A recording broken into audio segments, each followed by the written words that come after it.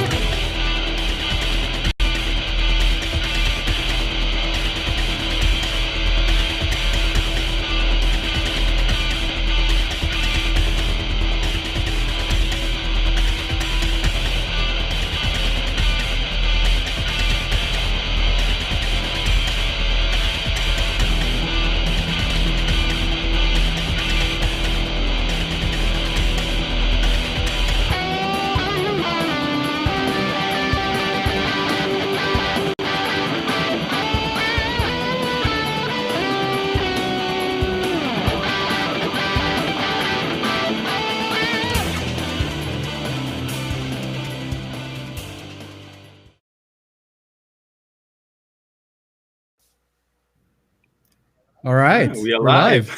live. Evening, guys. Welcome. My name is Jonathan. I am And my name is Ariel. welcome Sorry, to go on. Mecha Pew Pew. And tonight we have it's going to be our first episode, right? And to introduce our first episode, we're going to talk about the. Do we talk about the subject? We introduce our guest first. What do you think, Ariel? Maybe I should introduce myself. Hi, guys. yeah. What's up? I'm Ariel. Again, just to let you guys know, this is the first episode, and I think Eric just logged on, but we're gonna bring him back in a bit. My name is Ariel. You guys have probably seen me over at Mecha, and tonight we're doing our first episode. A bit of a rocky start, not gonna lie, John. We were trying to troubleshoot a couple of things and discussing with our guest here what the show is going to be like. And again, thank you very much for everybody that has joined us tonight. And I think we got Eric back here. Good. Again, my name is Ariel. Jonathan here. We're going to be the regular host for Mecha Pew Pew moving forward. It's a new show that we've developed over the last month and a Month or half, so, I'd yeah. say. Working really hard, making sure that everything fits correctly, having ton of subject for the next few year actually. A few years, Right? yeah. We were looking at it. It's like, so John, if we do this episode in a monthly Yeah, basis, that's it. we're gonna get. So in Then I- April was oh, that was cool. But yeah, so we've been developing lots of stuff, and yeah. Great. So Mecha Pew Pew, the concept of this one is basically it's a platform where we get a chance to talk with fellow builders and modelers are like yourself in varying skill sets, levels of experience to bring you guys their POV on projects, on life, and everything in between. Mecha Talk, Gunpla Talk. And I think it is a really good platform as well to get feedback from the audience. If you guys have any questions whatsoever for our guest tonight, or if you guys want to just chat and get your points across, don't forget to hit type in questions followed by your message, and we will try to get that across to our friends here on the show. And So I think that- one of the goal that we want to have is to have a discussion with the audience, right? Have an immersive experience with our guests and the audience, and making sure that we can develop all our point of views in all the various subjects. That's right. So before we get too far ahead, we just to say thank you guys for tuning in. Just want to say hi to everybody that's joining us both on YouTube and on Twitch. So we are simulcasting on both of those. Thank you guys for tuning in. We have so far 20 people on watching this live. That's awesome. And okay, anyways, I'm very excited. As you know, I'm a little bit more nervous and excited at the same time than my regular shows here. But Jonathan, why don't we go ahead and introduce some of our guests? And we'll go one by one, I guess. And Sure. We'll do Absolutely. Let's introduce our first guest tonight, Eric. Eric is from Vancouver. Has been building for many years. We met. We haven't met actually. We've been electronic friends for so long. I've been talking and everything, and I think shooting the shit in chat for so long, and we're bringing it to the screen now. Tell us more about yourself, Eric. Hi. So I'm Eric. I'm from Vancouver. I'm a member of a Vancouver modeling club called GUNPLA, and been building for a couple of years. I think in terms of GUNPLA, mostly about let's say 5-7 years, most recently. But like everyone else, took a big break in between. But yeah, so happy to be here. Beautiful. Awesome. Beautiful. Now let's jump to Nate. Oh, Nate? Nate? Okay, we'll go Nate. How are you, Nate? Good, man. Good. Is a Montreal builder, longtime judge of many competitions. Been friends for a long time, right? We meet, well, not anymore. We used to meet for... We're now enemies. Pandemic has slowed down our lunch breaks, but yeah. So tell us more. Tell us the audience. Tell the guys. audience. I'm Nate. I'm a modeler from Montreal, same city that John lives in. So I've been building GUNPLA since I think 2011, but been into scale models for a lot longer than that. But yeah, no, I love modifying, customizing GUNPLA like everyone here, and it's awesome. Amazing. Thank you, Nate. Nicholas is a GBWC winner from 2018? I think 2019? 2019, great. Yes and no. He placed at 2018, didn't you, Nico? Oh, I did play second in Montreal. Oh, beautiful. In 2018. Yeah, great. And then he went on becoming the 2019 representative for Canada. So again, which is technically the latest representative since 2020. Yeah. Then in 2 years representing Canada. Yeah. Awesome. Yeah, tell us more about yourself. How's GUNPLA? Well, I'm Nicholas, and GUNPLA has been fun. It's been a lot of fun. Now, with this pandemic, there's even more time to work on projects. Exactly. The hobby has been soaring over the last few years, last few months, technically, right? Yeah. We're definitely going to count how many times we say NTS throughout the whole show. Nicholas Sanchez here has been doing some really crazy modeling stuff. So again, it will definitely tie in with our show tonight. But more so, we're gonna get to your stuff as well. But let's introduce as well our next guest, Tan Wen, over at the Central Canada representing. How are you? I'm good. How are you? How are you guys today? Yeah. For those people who might not know you, for those who probably don't know you as well, or didn't get a chance to catch the feature builder episode he was in, can you do maybe a little brief about yourself and the modeling hobby? Oh yeah, I currently live in Edmonton, Alberta, and originally from Vietnam. And yeah, GUNPLA has been really fun, journey to me, and I've been enjoying it for 9-10 years now. And yeah, I'm just getting serious recently, last year.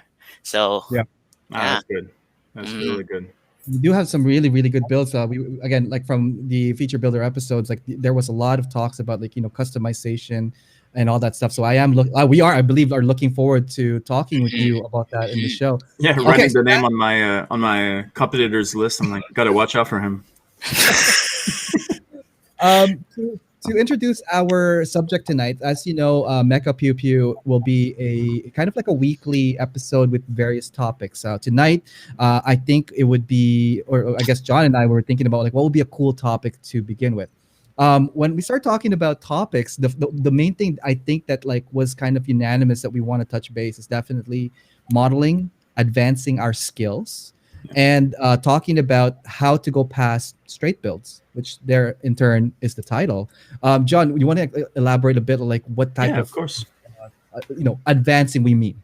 Of course. Well, everybody in the hobby wants to, not everybody, but a lot of people want to advance, right? Get into the next level. It could be intimidating for some, but like I think in terms of if you look backwards and as a person who evolve into the hobby, you say, well, approaching a custom might actually be easier than what people think. And I think this is why we needed to introduce subject, right? Because there's such easy approach to modifying a kit or making it just slightly better than what it is, then like I think it's worth mentioning, right? It's worth approaching as a subject for everybody. And to help facilitate that discussion, we've asked these wonderful gentlemen here to join us in a round table where we're going to talk about our process, showcase some of our builds, and kind of like thought process and techniques maybe. I know each one has like their own unique way of tackling, but they also is kind of like a mutual understanding of like how to develop a design, how do you start a design, and like where and what parts you may think of using. So why don't we get started, John? Who do you think should go first on our list here? I can't wait to talk about it. But let's go clockwise. How about you, Nate? Explain to us. Yeah, I'm right here, John. Skip me. I mean, you're the host, Guess first. Okay, why don't we go? We'll go, Nate. And are you ready for a little bit of talking about what does more than straight build mean to you? Maybe that's a good starting point. Well, for me, like you guys said, right, we all start the hobby with pretty much the same thing where you buy a kit from a hobby store, and then you build it according to the instructions. That's what you call like building out of the box.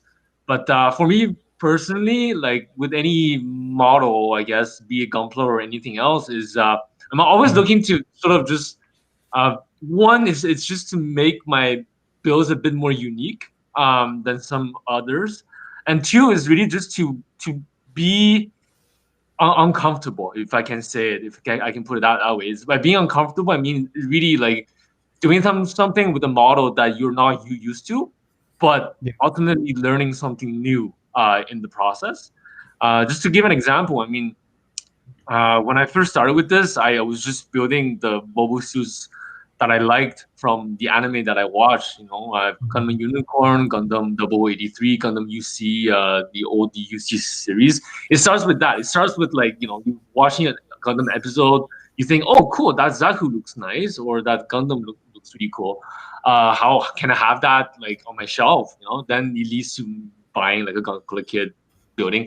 But then at a certain point, building just straight building becomes kind of boring for me, where every kit then sort of becomes the same thing. So always looking to go to the next step, and customizing, kit bashing is really where like I wanted to go with this. And back then, it's social media. Gundam on social media was just, I guess, it was just taking off on Facebook and the other blogs that I was following. You see people, just posting and resharing like builds from Japan and Asia and other places in the world, and that was just a huge inspiration for me to actually get my feet wet and start, customizing my own kits. So that's how it started for me. Nice. Do you have any examples of your work maybe that we could touch base and talk about, so we could further understand what you were just describing? Yeah, and I think a good way also is explaining your process behind like starting from the kit to like just getting it to the next level, right? Just so personalization. I will share my screen if you guys can see it. Shameless self-promotion. I'm just sharing my Instagram right here, so because I have all the pictures there. You guys see it? Yeah. Yeah. Cool. And by the way, you can find Nate at NATO Builds on Instagram while we're here. Oh, hi. Okay. Anyway, we'll go back in time and see the earlier stuff that I posted. But anyways, just to start, like this one is the big Jesta model that I did in 2015. Funny enough, the story behind this is I was gonna do a GUNPLA customization panel for the local anime convention that we have here in Montreal, and the panel was about how to, exactly what we're gonna talk about today is how to take your GUNPLA to the next level by putting your own personal touch and creating your own custom models. So here is really it's the like first time really kit bashing a GUNPLA kit, and I didn't, the Jesta was obviously the main base model, but I didn't want to go too deep into like customizing the inner frame and everything. So a lot of the parts that you can see in this picture is just like is grappled onto the existing armor of the Jesta.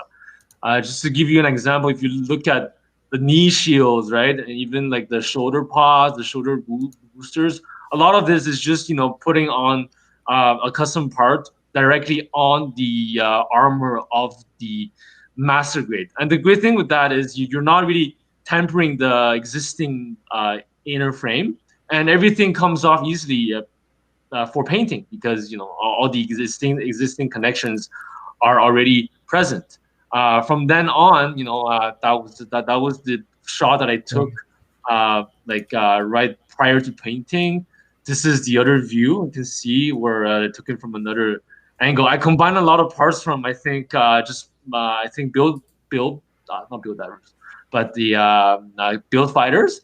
A lot of parts there, especially the Gatling guns.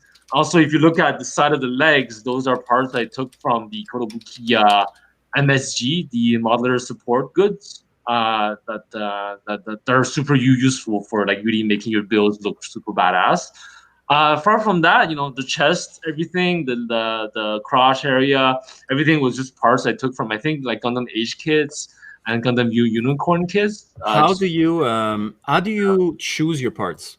How do you go ahead and making like the design and the planification for it? So a lot of this is like just like playing with Legos pretty much. I would have the kit in front of me, and I have like my box of like spare parts and parts bin next to me, and I would literally just take random parts from the parts bin and just putting them on various parts of the base kits just to see how they would look.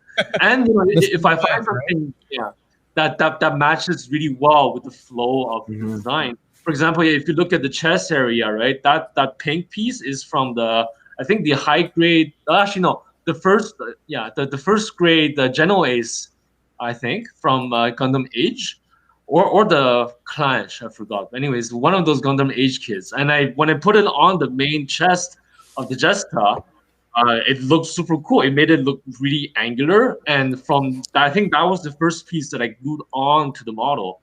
And from there on, I just found other pieces that flows well with that initial piece and just expand all the way from there. So that's really how I started. But of course, this being like a Federation mobile suit, you have a lot of straight edges, which makes it a bit easier to attach like polygonal looking pieces onto the model versus something like a Zaku, for example, where it's like very round, right?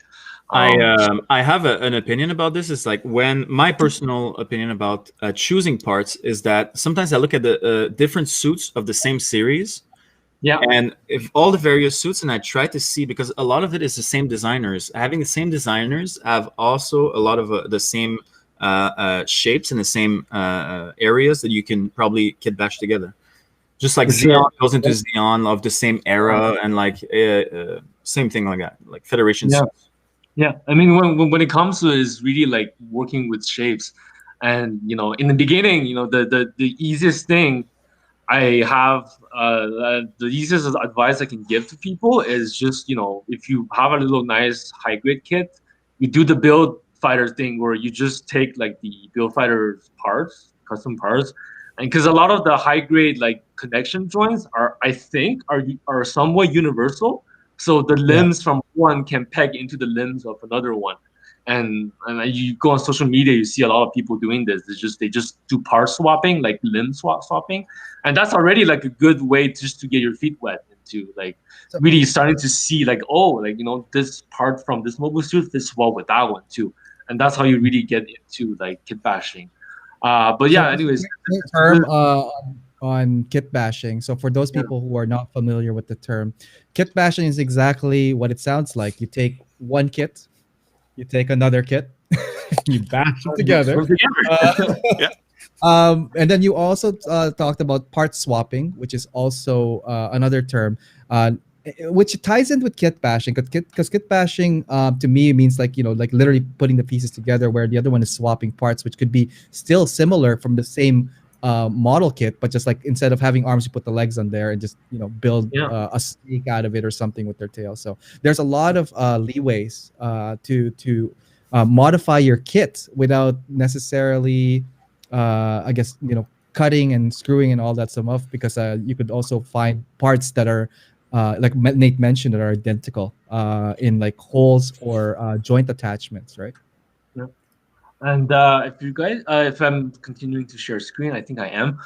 This is a little bear mech, petite bear guy mech that I did, I think in 2018, something like that. 2018, yeah. So then this was sort of a variation on the kit bashing, where I was using parts mostly from one kit. Okay, and in this case is the mobile worker from Gundam Origins, the orange one to be more specific. And so here you can see, like, I used parts from, I kept some of the limbs intact. I modified the knees a little bit just to give it that low angle. Parts from the HG Gundam Raphael from Gundam Double O, the movie, was integrated. Of course, the Petit Bear guy from Build Fighters, and just a little fun kit bash that I did just to have a comical spin on things. It's not everything doesn't always have to be like serious about like Xeon versus like Federation. Exactly. Like, Right? more like more cartoonish this time, just to have a little fun with it. There's But, like you were talking about rearranging parts. There's this guy, I forgot his name. He's a great builder from Japan, and he grabbed, I think, 6 different Sazabi, and he created 6 different bugs from the same parts. He did not integrate new parts, and he just grabbed and created like a mantis. Another one was the like a beetle, right? And it was an amazing display of how you can rearrange your parts to create something new from one kit. You don't need to bring so many kits, right? You just need to have inspiration and just work with it and try stuff. Yeah. I mean, I won't go through all the projects here, but one of the most recent ones that I did was for MSMN Studio. It was the Gundam Stormbringer that I did as a master grade custom. And here again, it is just kit bashing parts. The inner frame of this was somewhat kept intact. I modified a bit. I extended, the waist section, grafted like a lot of parts from different kits, mostly high grades with some master grades kits in there too. If you look at the side of the shoulders, right, those are the missile pods from the GP02 kit. The upper thigh armor is actually the shoulder armor from the MG GM Quell that just happened to clip onto the thigh piece very nicely. So that was a nice coincidence. The side of the lower leg, the little ammo packs there are also from the GP02 high grade, and the feet are from the I think the master grade Pat Labor. So so then and one thing to keep in mind, guys, is when you're actually like going kit bashing a kit, as soon as you change one part of the model drastically, I find it kind of throws the whole balance of the kit out the window. So then it becomes a game of like rebalancing the various limbs and everything to make everything look like proportionally good, right? Like for example, I started with like the legs, and then because the legs were so tall now, I had to extend the waist to make the upper body look a bit better. So then you had to extend the arms and make the the sort of the shoulders wider, right? So that's So it's a game of balancing. It's a game of proportions. I think also like there's a few Japanese designers who have very, very specific styles in designing. Yeah. Some of them have like longer legs, right? If you look at seed stuff, if you look at various things that design. I'm going to talk about seeds more specifically, where the legs are more longer and it becomes more spread out. It's more athletic, and because of that, like what's really fun is that you can adapt the proportions to a certain designer that you like. You know, if you want to cut like elongating like the legs by cutting in half and adding claw plates in between, that creates a longer leg. And sometimes disproportionate, like the seed kits, can create a beautiful kit. Right. It does. Yeah. I mean, the great thing about Mecha is that it's so like free form, you know, like there's no set proportion that you have to respect, and a good design just looks good at the end of the day, right? But yeah, anyway, this is a more recent build that I'm still doing. It's been years. It's been like two years. 3 years with me. I think I've been working this guy. It's my Count Doga, master grade size build. Really the first time like working with more curvy parts, like a lot of like putty sculpting, just to get that Zionic like roundness going on. Very challenging for me personally, because I was having a lot of trouble like just making parts fit, right? You were working with more curvy parts, and the lessons learned from doing your, because Got a little bit of in your network there, Nick, but can you just repeat the last sentence? Yeah, it's just here. It's more just like it's a whole other ball game, completely different than working with Federation suits. No, everything is just more round, and you have to sort of like. And what kind of tools are you using to accomplish something like this? This is a lot of it. The main putty I'm using is called the Epoxy Sculpt. It's another similar product called the Milliput. They're very equivalent. It's just like a sculpting, the hard like epoxy resin, epoxy putty that you can work with like modeling clay, and it dries as hard as a rock. So it's very easy to scribe and very easy to sand. So I love working with this stuff because, you know, it's sculpting is really, really fun, just to see like the organic shapes taking shape. But anyways, I've been just sort of like working on this on and off. But more recently, I've been doing I don't know if you guys saw SD. SD high grade kit bash of the. I'm working on a phase where I'm taking the head of the SD Double Zeta Gundam and matching that with the high-grade Double Zeta Gundam. So that's the main base kit that I'm doing. A lot of like scratch building for this because you know, the armor for the phase is non-existent. Yeah, exactly, right? So that's something really cool in terms of inspiration, is to create something that doesn't exist out of imagination and all the various tools that's available. Yeah, and I love doing like SD and high grade kit bashes because it really trains you to work with proportions. Like because you know, the super deformed kit is all about the right proportions. You know, if the head is too big and the body is too tiny, right, it won't look as good. It has to be well balanced. And then what's your inspiration for all of your builds? For all of my builds? Yeah, do you have go-to?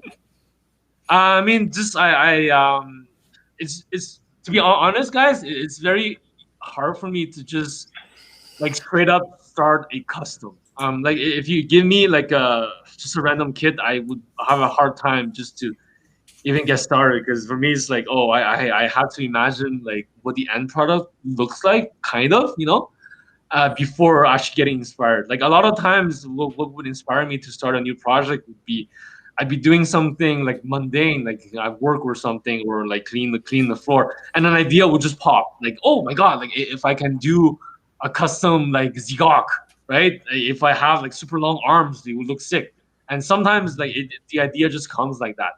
But a lot of times, you know, I browse Instagram a lot, you know, Pinterest, Twitter, see what people from around the world are building, and sometimes you see a build that's really, really inspiring. And that just inspires me to sort of do something that's like not similar, but like that's like you use that as like a jumping off point to inspire me for my next project, for example. Yeah. Oh, that's good. That's So, amazing. Great. so that's basically that. I mean, that's my 2 cents.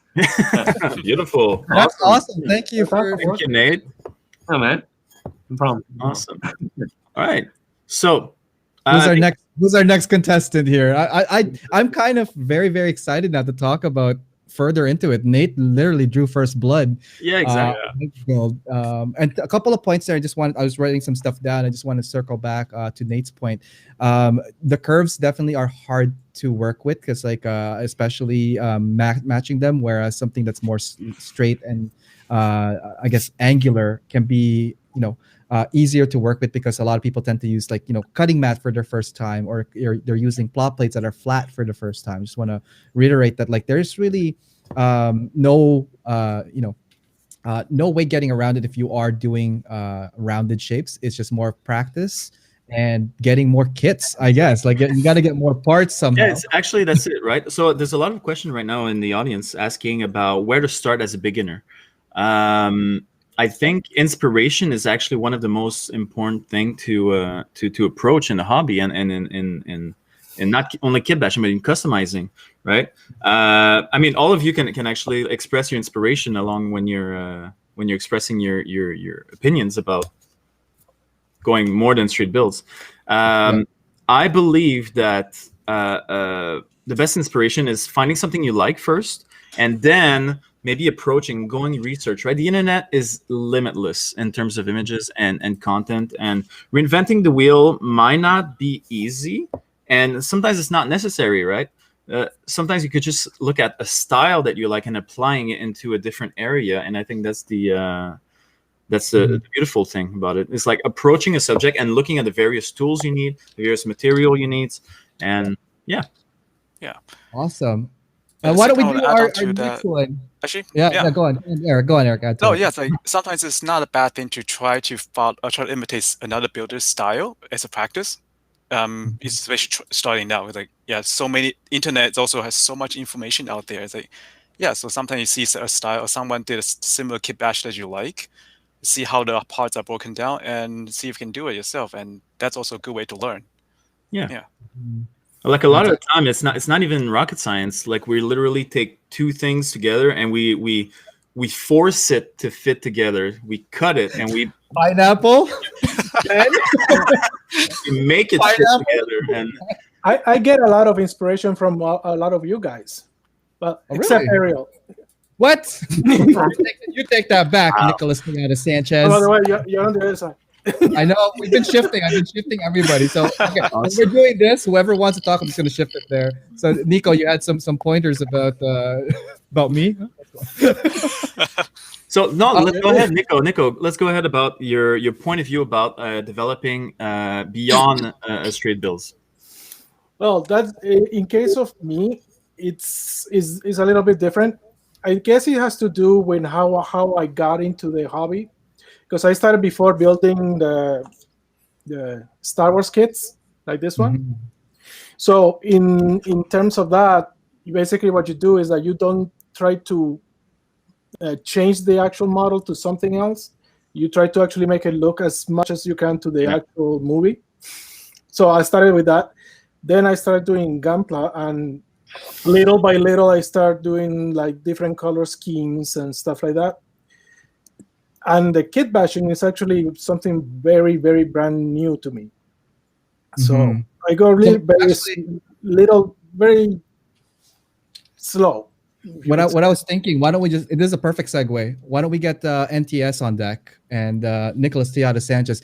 I know I have your images here. Why don't we just continue that? We'll just go to Nicholas, and then we're gonna go with the rest. Yeah, that's it. Yeah. So Nico, I have your kits here. Do you want to talk about your way of customizing? Maybe we could take it from there.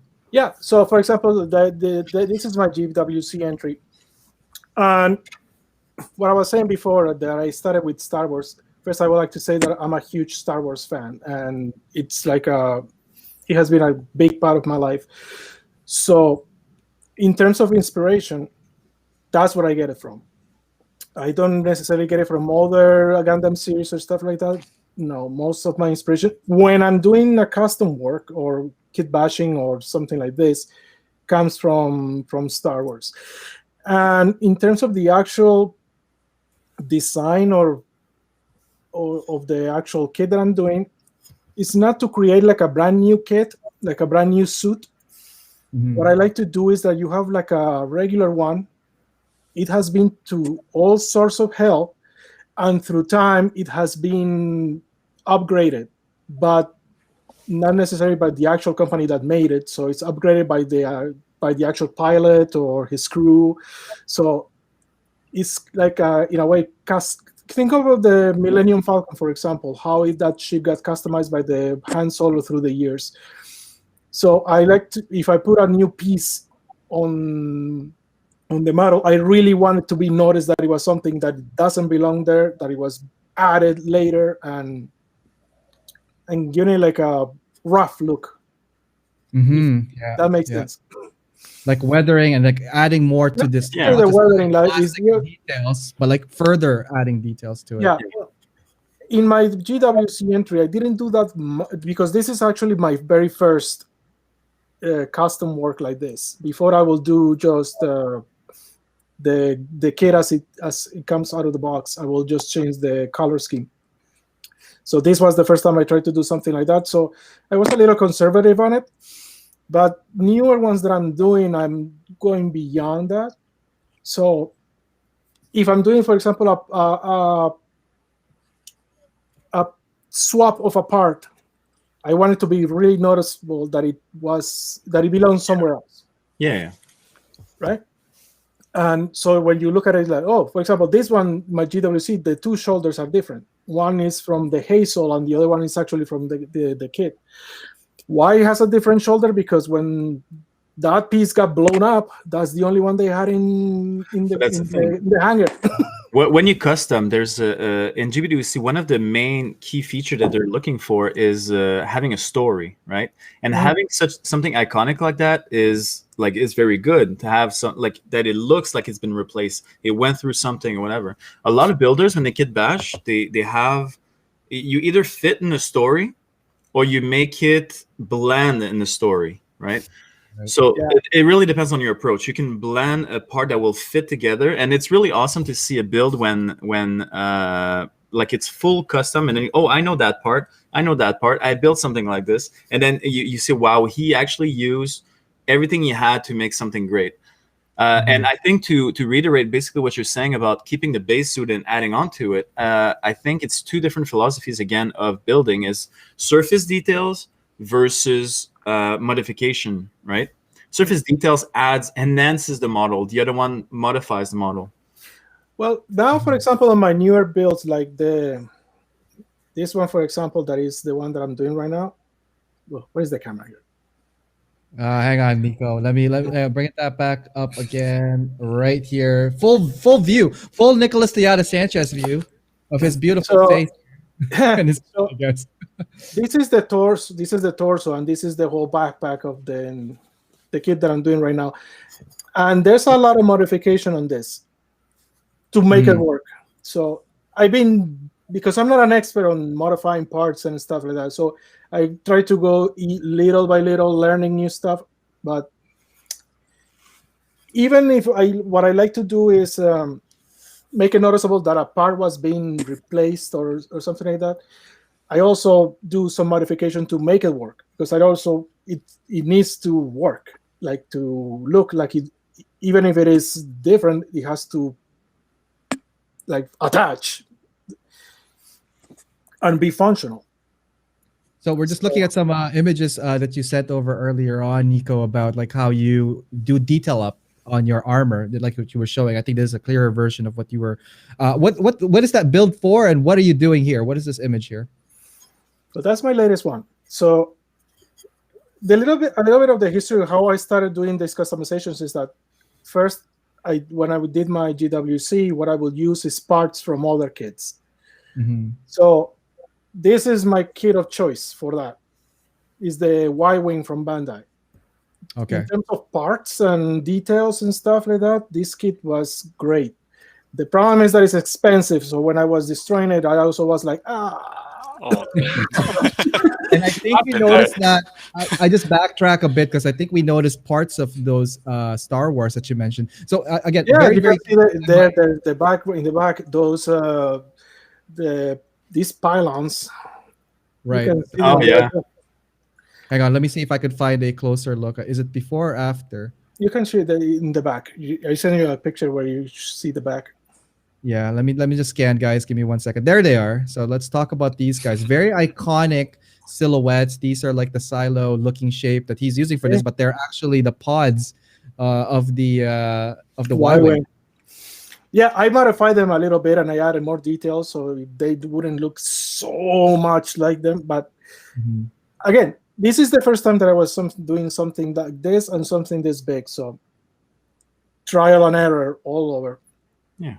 Right. So on. And you should never be as scared to start over, right? There's a lot of times where you're into the project and you realize I could do something better. And sometimes if it's for yourself, or I mean, always go deep into it, right?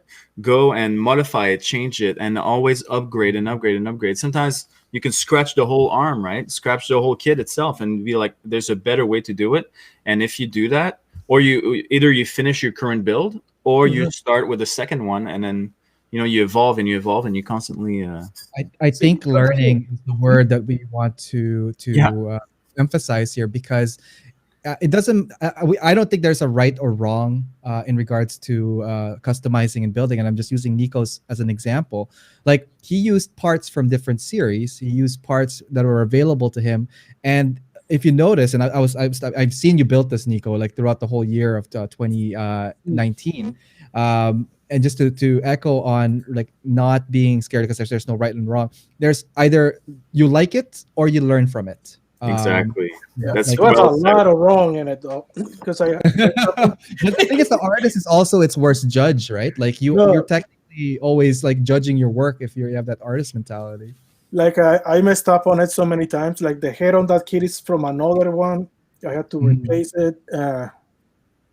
No, that's it. That's what I think. I had a philosophy at some point is that Gunpla is not how it's not talent, is how well can you fix your mistakes.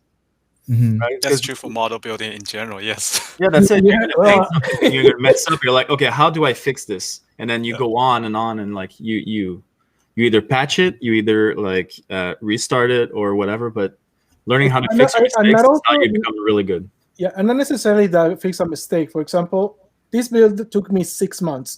So while I was going, new ideas will come up. Like I finished the main mobile suit 3 months into the build, and I start working on the base. And while working on the base, an idea will come to me about changing something in the model in the actual suit. So I'll have to for example, the shoulder idea was a change that I did later on that just came out. Why don't I just change the shoulder and make it different? Oh, that's very interesting. So sometimes the actual build starts to talk to you, and or new ideas start to come up. So, but to make those ideas work, it's like you're fixing something or redoing something that you did before. I was gonna ask you, Nico, like what would be like some of the I know you've been trying to put as much detail as you can, but like what are some of the challenges you actually faced and overcome with this enhancing this build from straight? The biggest challenge with this one is that I had to rely on parts from other kits. So it's depending on how the piece was made or that I had. I had to make it work with what I got. So because I didn't know about plot plate or anything like that back then, as I do now. So that was probably the biggest challenge. So it was just working with the pieces that I did try to cut. I did cut and sand a lot to make them to play like games of Tetris with them. Right. Yeah.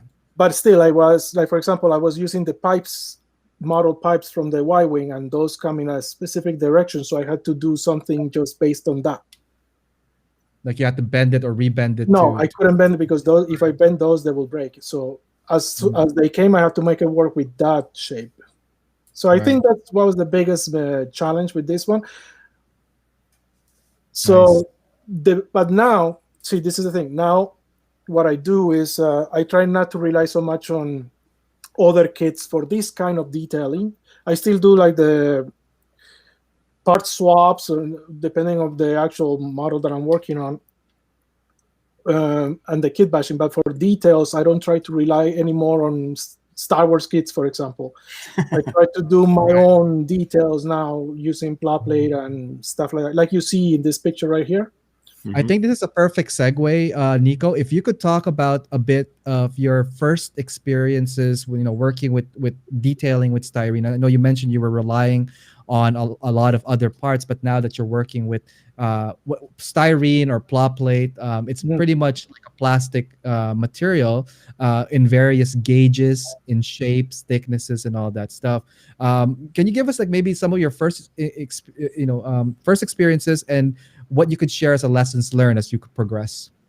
Well, what I can tell you is that when I discovered that I could buy those pipes in styrene form, I was so happy because I can bend them and make them in whatever direction I want. And I was like, oh, I'll tell you this: if I knew all this, my GWC would have been a little different than what it came to be, like what it is now. Mm-hmm. Nice. And that's what I'm doing with my next project. Like I sent you pictures. Yeah, this is my current work for my new GWC, and you can see that all the details that I'm doing there, well, the metal and all that are made by me. Wow. Nice. So those guys, 90% of all those details are made by me. I still use some of the Star Wars leftovers that I had from the other one, but most of them are now me. So for those guys that were wondering, like what are other options to detailing, I was going to say that Nico here is a really good example of using plot plates and bending and slapping it on top of it to really enhance the surfaces. You guys don't have access to scribers, for example, or don't have access to many parts, but say you have like access to an art store or an online store that sells styrenes and plot plates. Nico, so what are some of the pieces we're looking at here that people could be maybe interested in using for their own builds? Pipes everywhere. The drainage. You also need a plumber now for your mobile suit, guys. And the hanger, you have your electricians, you have your mechanics, and you have your plumbers. It's total Star Wars influence. It's total Star Wars influence. Just again, look at the Millennium Falcon. Look at this kit here. It has pipes coming, rivets, and so I try to do that, make it as messy and uncomfortable as I can. No, it's just a hot mess that we're looking at here. I think it's an advice for builders and in terms of like having a highly detailed kit is that everywhere you look, there should be a detail that will draw your attention. Right, absolutely. So Nico, aside from pipes here, what are other stuff that you're kind of bashing into this, man? Into this actual build, something that I don't like about Zaku's really very much is the skirts that they have. For me, they kind of look like a skirt. So I wanted to change that as much as I can. So I swipe it out with this is the butt skirts from the Jesta. So here is where modifications I have to do, because I have to modify this to fit into the socket. Because in the Jesta is a totally different attachment point. So I had to create a peg, glue it, and then that's something that I'm starting to learn as well, to do modifications to attach pieces to it and all and make, because the idea I didn't want it to make, because I could just glue it and be stiff and just make a statue. No, I want them to work, to be able to, like if it was a kit. Actually, with my GWC, that was a huge problem with the arm, because I wanted it to be able to move. Jesus Christ. No. So speaking of arm, this is like a shoulder shield, and these are more than pipes. I see. Oh no, these are leftovers. Well, some are pipes, some are from the Millennium Falcon. That's actually the runway of the Millennium Falcon, Oh wow. Interesting. and tracks from a tank model. See, I was gonna say like that looks like tank tracks from different models. So again, expressing that you're not limited to Gunpla, and obviously it depends on the contest you're entering in. And there's like certain rules of certain percentage, but if it's a detail up like this, definitely could work. Alternative, guys, is that you guys are not restricted to just Gunpla. You could look into tanks if you're looking into like World War, armory, planes, even engine parts. I mean, there are some guys that could probably I've seen anyways that have kit bashed car parts into a full-on mech. So again, not limited. Nico, very good example of reaching beyond creativity with the materials you have access to. Well, this one I have rules to it though, because this is supposed to be my GWC, so I try not to use outside Bandai models, except for those tank tracks. So I hope that's not a problem. But I try to keep it into the Bandai brand. But I have in my mind other projects that I want to do that evolve, that I'm going to be using actual tanks, or maybe, for example, a regular car, and make it into a steampunk kind of futuristic thing, like a Volkswagen, and put turbines on it. Nice. That's the thing. Yeah, when you're in terms of customizing, you can create like the whole. Once you conquer the fear of trying to do it, not saying that I'm an expert on it because I'm still learning a lot of stuff as I go, but I lost the fear of trying to do something different than the actual model. But once you overcome that part, the doors open to all sorts of stuff that you can do. Nice. Awesome. This is the one that you were holding in your hand earlier on, I think. Yes. The blue thing. So that's actually my latest one that I'm doing. This is for the contest on Site 6. Or the build of Build Off Challenge, Epic Adventure. It's lots of information on that on our Facebook group, guys. So check out Side 6. And Nico here, again, maybe explain a little bit of like advancing past straight build. What was the original kit, and what are we trying to achieve here?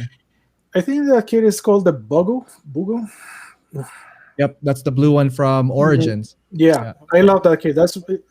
I don't build high grades much anymore, but that's a really, really, really great kit.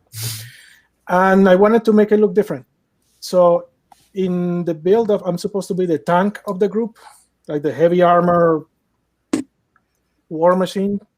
Nice. So I'm going with that kind of concept. Again, it's a machine that has been customized by the pilot. So it's going to have a different arm with a gun on it.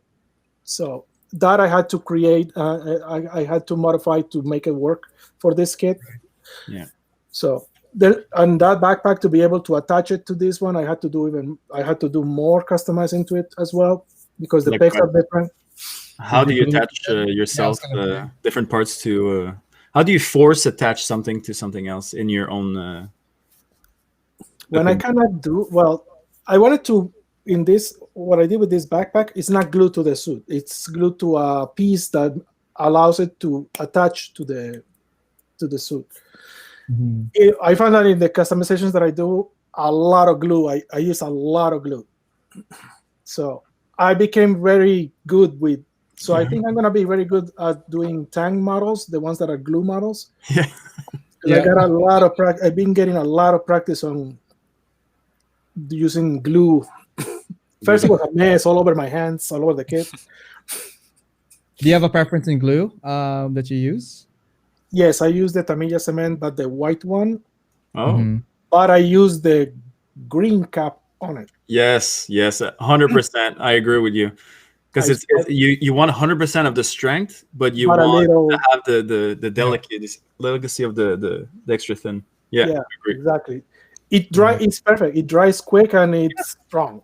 So it's for this kind of all these details, all these parts that you see here, I use that cement.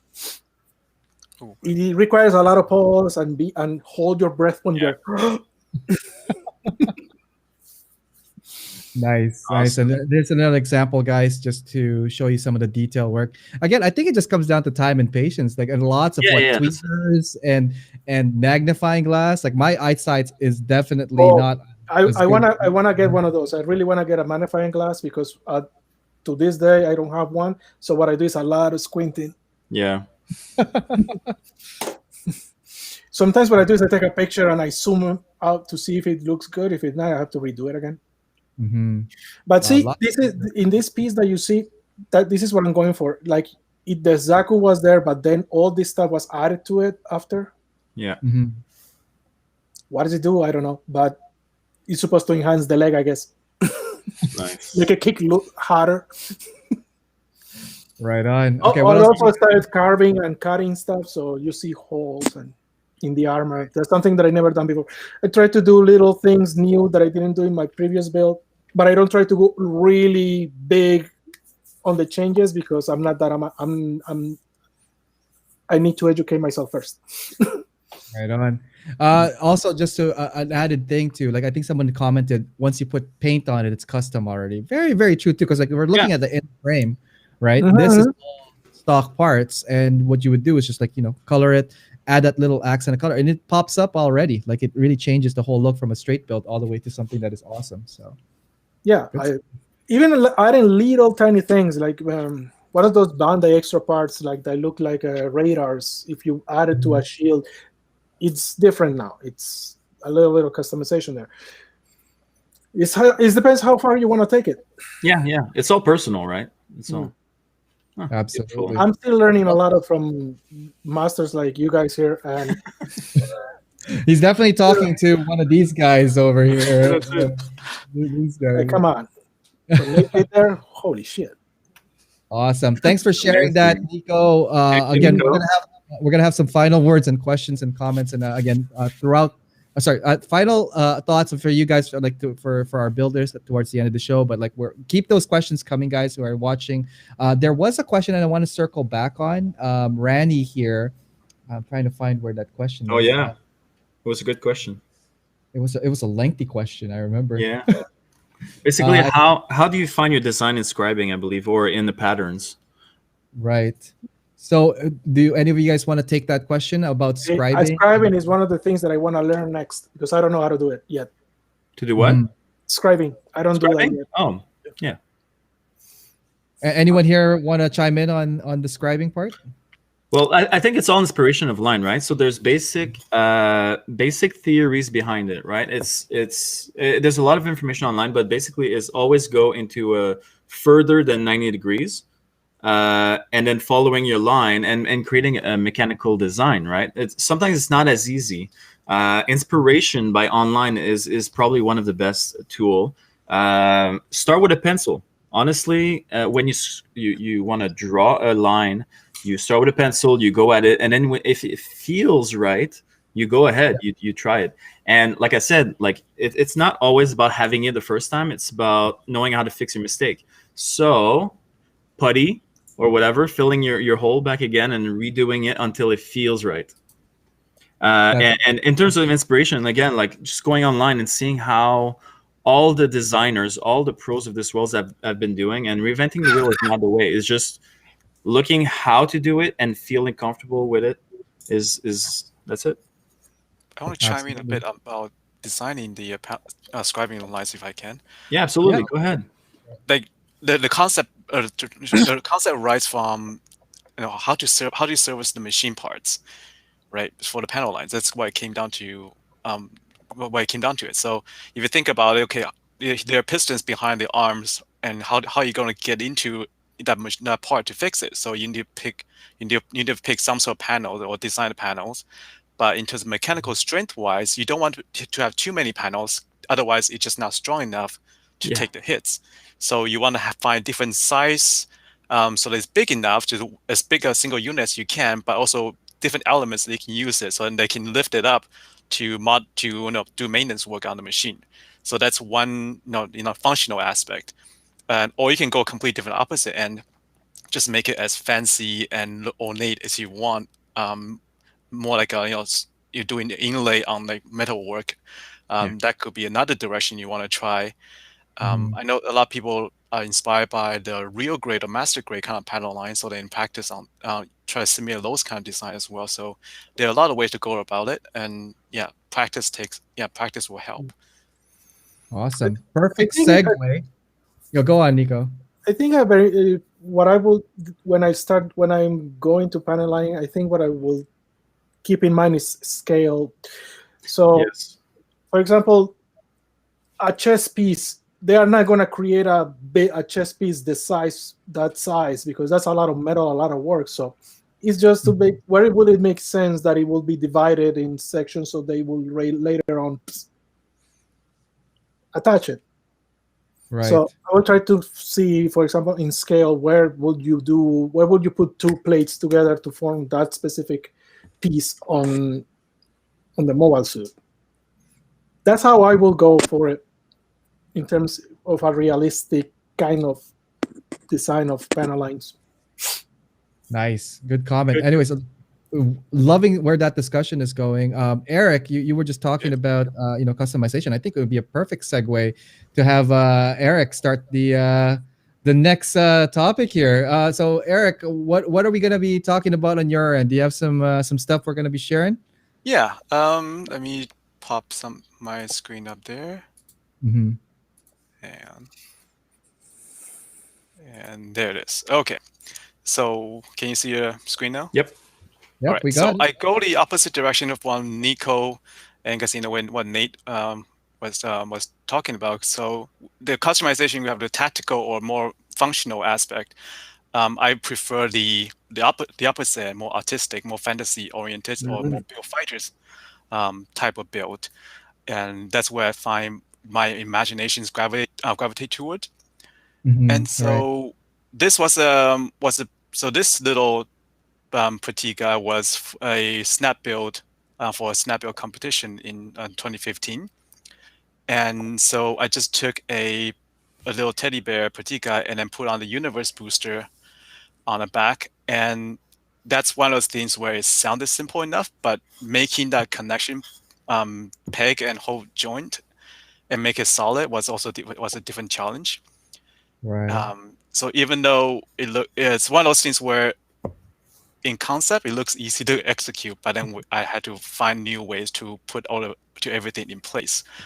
These pink bean effects are just plastic, I guess toothpicks or cocktail sticks. Yeah.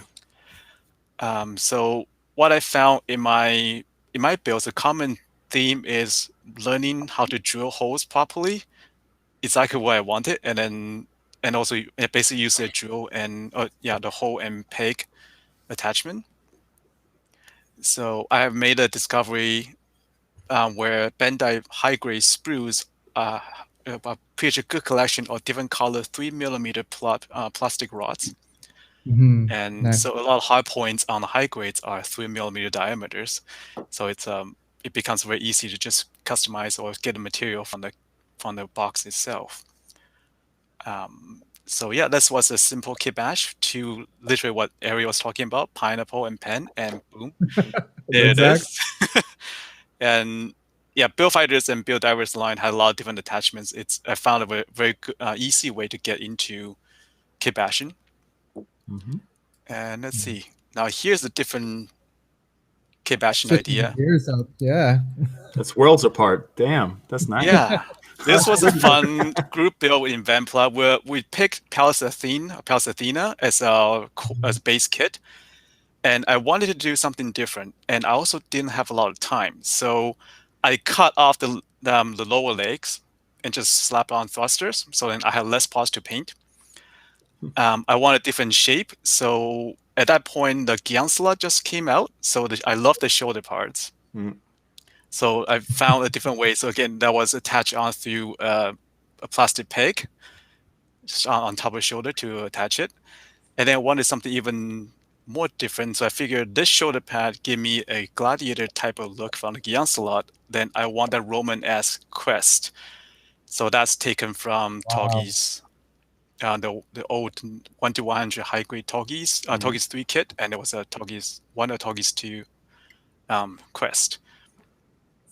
And that was just some of the design concept that what ran through was try to make it as simple as I can, try to make it as that so I can paint as quickly as I can, and also make it follow my basically the rule of cool. I used to build miniature models like Warhammer, and conversions or customization was one thing I really enjoy. And the principle was rule of cool. Let's make it cool, come up with a cool concept that will make it ridiculously awesome. Now dial back to see if is it practical. And that was the kind of line of thinking I follow. So that was some time ago. So this Palestine. And I decided I want to do SD as well. So I built a lot of different ideas, and some ideas I finished. Some ideas are, I know someone call it sketches, where I don't finish a build, but I just try different things. I have a box full of parts where I cut up to a point where I really can't fix it, but that was fun trying to figure out what didn't work. So that's one of the things like, yeah, let's see what I can do. And this was a Dragon Gundam SD, but I modified it so that it fits over the cross silhouette frame. Wow. That's amazing. Look at that, Nate. You got a competition for the SD here. So we're gonna have SD World Battle. It's gonna be a 1v1. We have the full armor double Zeta, and then we have Eric's custom here. Do you have a name for this custom yet? It was just a SD Dragon Gundam. Nice. SD Dragon Gundam. All right, there we go. So that was great. I think there was a clarification in the comments about when I said use buddy. I mean, personally, I felt That's calling you out. Look at this. Someone's calling you out. Jonathan, don't use putty to fill in the panel lines when you make a mistake. You noob. You're such a freaking pleb, John. Right. No, but I don't use putty. I just use the word putty for everything that is to fill a gap. I personally use super glue and talc powder. I heard some people like using plastic. Does he mean like maybe melted styrene, maybe? Melted styrene. Yeah. Okay, melted styrene with cement. Yeah, that works pretty well. I use personally super glue. That works super well for me for years. And but thank you for clarification, so that nobody tries to put. If it worked for you, great. I know the melted styrene. It just so that you have the same material density to scribe over. Yeah. So it makes it smoother. Yeah, I'm just too lazy. I don't want to wait like an hour, 2 hours, 3 hours to dry. Super glue dries in like 5-10 seconds, and then I just go ahead and keep going. Because like streamlining your build is also very good, so that you don't get discouraged or move away from it. Like when you have inspiration, you want to go at it, right? Yeah. Yeah, absolutely. That's why I try to avoid kids with seam lines. Yeah, just not affected by it. Yeah. Where was I? Still my turn? Yes. Yeah. Absolutely. Okay. Sorry.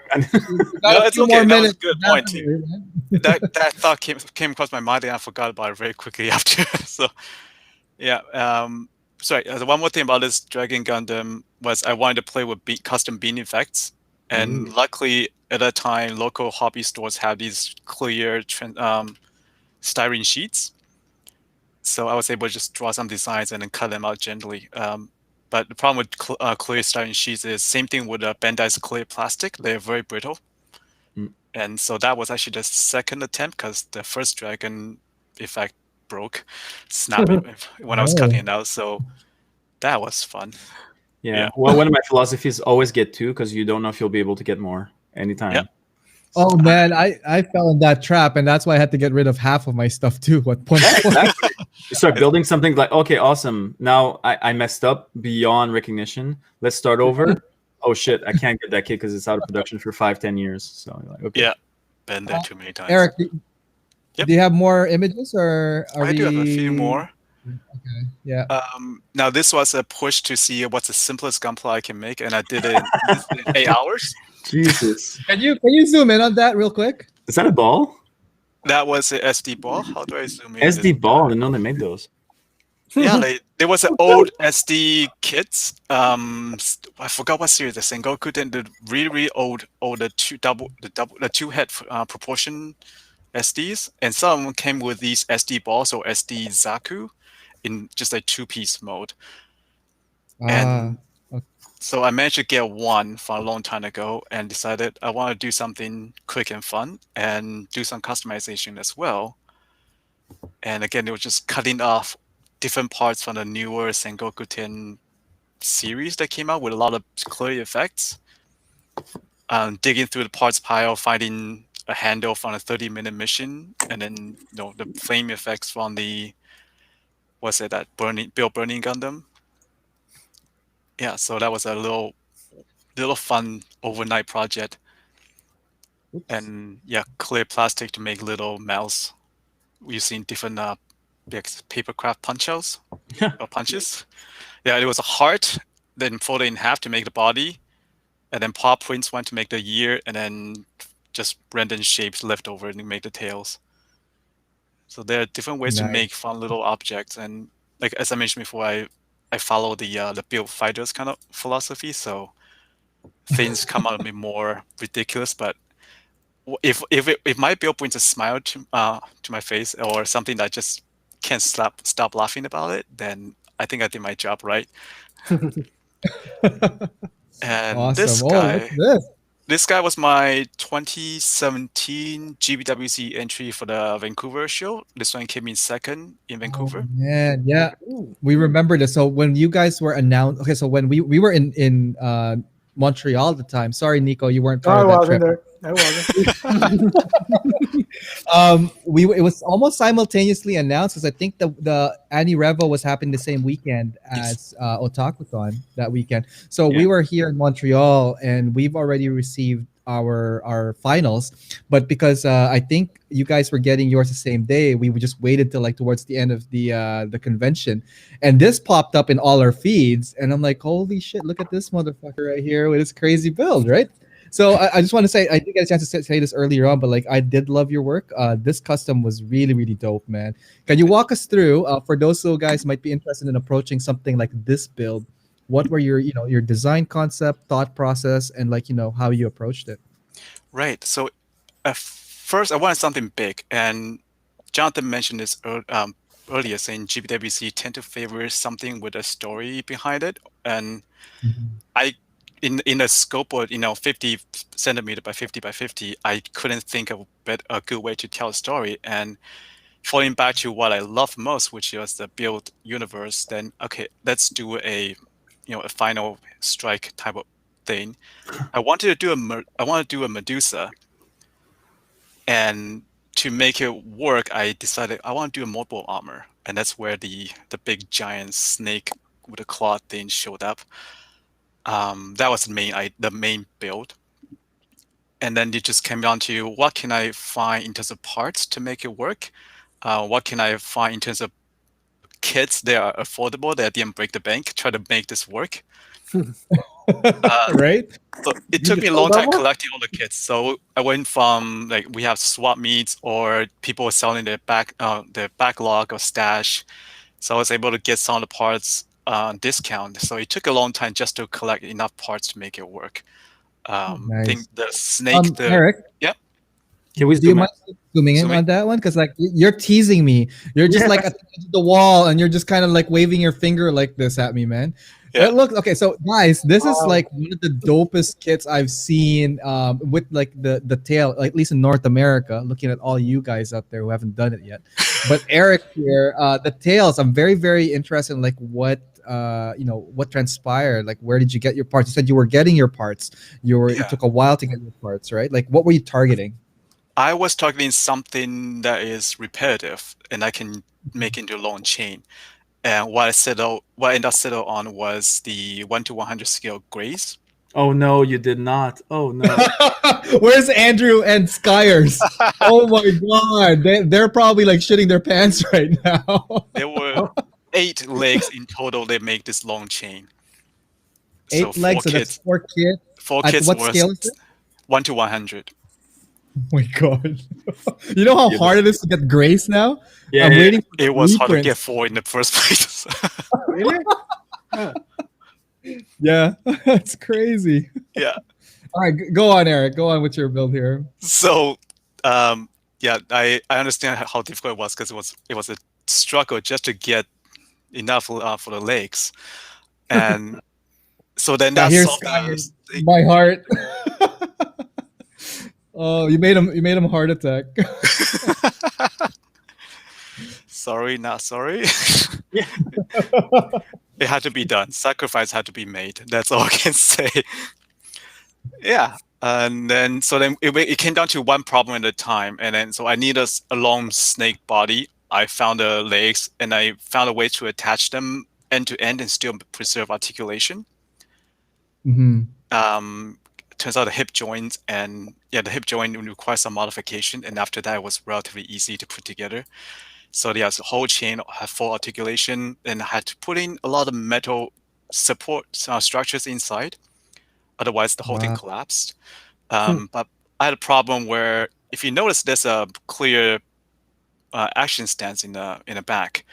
That was because I did the metal support structure to prevent from collapsing forward, and it turned out that did not help it staying prevent it from collapsing backwards. Oh, So I had to, so I had to put a support in the back. yeah. For a lot of people wondering, like, how do you make structures stand in general in Gunpla? Metal rods is usually the go-to to make anything stand on its own. Drill across and like putting the rod there, or glue everything together. Is usually a good way to do it. Glue sometimes work to a certain extent. The metal reinforcement is needed most of the time. Yeah. You can't beat physics, right? Like It's like gravity still pulls everything down. No, man, just like use a lot of super glue. If it was me, man, slap super glue, Tamiya putty, let it dry, paint it black. No one's gonna see. It's gonna be shadow. I like how you said black and not orange. Well, that's the final coat. Undercoat is black. You know. Nice. Yeah. Awesome. What would you say would be like the hardest pieces to find when you were doing this? The hardest pieces to find. That is a tricky one. A lot of time on this build, it was, I think Nate mentioned this earlier, was just finding the pieces that fit. So it was a lot of digging around through all my older kits and in my spare parts bin or the fail bin, and then just trying to find a way that works. Yeah. Nice. Yeah. And then it's like, for example, these big giant these spikes on the back. Basically they simulate the hair of Medusa. They came from the originalist Julia, where the dragon-looking one, because the legs are just so elegant and long and different articulation that it fits in very nicely. And a high grade this 1:100 scale Legend Gundam backpack, which provide me the proper hard points to connect them. So that just kind of tackling one problem at a time and looking up, spend a lot of time just going through what parts will work. That is well said, right? Tackling one problem at a time. Have a final idea and one problem at a time, and you just go and you just do it. Exactly, and just do it. Just do it. I think one thing I would give a shout out to Derek Su from Venpla gave me some help with the special decals that help tie everything together a bit more. So sometimes it's feel free to reach out to people and ask for feedback about what they think, because sometimes when I hit a wall, I just cannot solve it, and I could sit there for weeks or talk to fellow builders and say, you know what do you think about this? And they may not say something you liked or what you want to hear, but at least then they can help you break down the problem some more, and then you can find some solution from there. So it's always good that we have a huge community all over Canada that's reach out and help each other and find some and help and get some inspiration that way. Absolutely. Yeah. Amazing. Wow. Love the color scheme, by the way. That green the teal green looks really, really good. It's very rarely used too, I find. People tend to like. I think it's a hard color, but like it's also a really wow color. So Yeah. awesome stuff there. Thank you. The color scheme was I did on purpose. It was specifically for photography. So at that time, GBWC was meant to be Vancouver was meant to be judged over by Japan. So would be Mhm. photography sent over by the Japanese judges. Yeah, to be seen by Japanese judges. So I need a way to make my kit pop. Yeah. And going Oh, from my totally. miniature painting days, try to So- be yeah. competitive painting, then color scheme.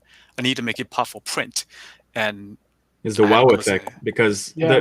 basically GBWC is a marketing competition, Exactly. making it like you need to be good enough to be on the cover of a magazine. Yeah. Right. And so that's where I need to choose colors that stand out more, and the whole model compositions need to be, need to stand out more as well. So this was designed, composed for print. It looks great on photo. It's a friend of mine took these photos, so I have these professionally taken pictures, and I don't have a lot of those, but Nice. yeah, that's what makes it stand out. Yeah. We have a question in the audience. People want to see your work. Where do they see it? Do you have an Instagram? I don't have Instagram. I build very slowly, and a lot of time I do exploration builds, so I don't see the value of putting on Instagram. But I am part of Vampla and part of Site 6 on Facebook. So I do sometimes put my builds there, or if you have questions, Awesome. you can join Vampla. Wait, or did Site he just say 6. side six? Yeah, Don't Site forget, 6, guys. Ariel. Side six. Join side six. Facebook.com/group/side six. Yeah, lots of good builders there. So questions, Vampla or in Site 6, I can see them, and we got lots of people all there.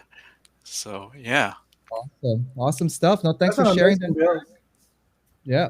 No, it was really Amazing. Thank you, Eric. You're welcome. Thank you, Eric. okay. Looks like we have three in front that have showed amazing examples of like I guess their approach, their customization. Totally not setting up for the next one, but Tan win on a Central Canada front. Yeah. How are you ready? Are you now like warmed up? You know what we're gonna do? What we're about to talk about? Yeah, lots of whips. The never-ending whips, right? Honestly, Yeah, we lots didn't of- tell any of you guys what it was because we wanted to be original and you go as you go. So if you have something, go on. Explain Yeah, how do you see What do we? So first off, Tan here. I had him as a feature builder episode last week. Again, thank you, Tan, for that. It was really, really fun. We touched base, and the reason why I think you would been perfect for the show is just that we were touch base about reusing parts from your kits. That to me really stood out because like when you reuse your parts, chop it and replace it as another part of the kit or a different function, it retains that whole unity that it came from the same kind of like structure, but repurposing it. So repurposing, and again to Nico's point, and again all of you guys was the resources. Where can you get parts? It's so hard to find parts sometimes, as Eric mentioned. So Tan, what do we got from you today? Oh yeah, it's a part of my previous build is GM. I don't have a lot of chance to talk more about that build from previous like feature build.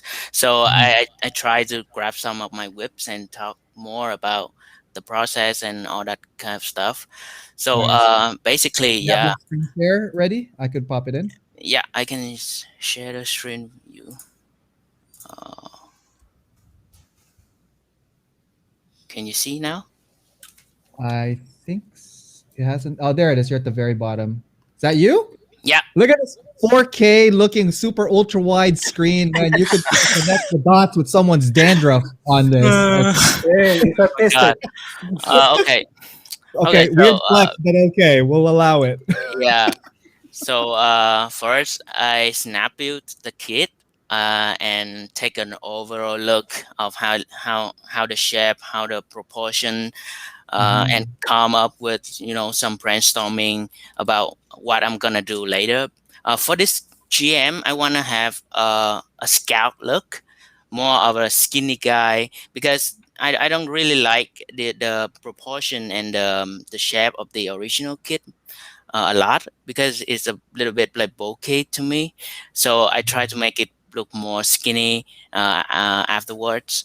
So yeah, I'm just like snap you, take a quick look of how it looks, skim it a little bit, research the inner frame, research the armor, and yeah, brainstorming. And yeah, I want to. Can we zoom in on that a bit, Tan? So for Yeah, the audience here. for sure. Yeah, it's just like a normal like snap build. So you can see here, uh, quick snap build and pose it a little bit to see how the articulation of the kit itself, to plan for the further customize. And after that, I try to up the waist a little bit because the proportion is not that good to me. So Right. yeah, that is my whips. um, so this is the original waist that you guys can see. This is how it looks like when it's you snap it originally.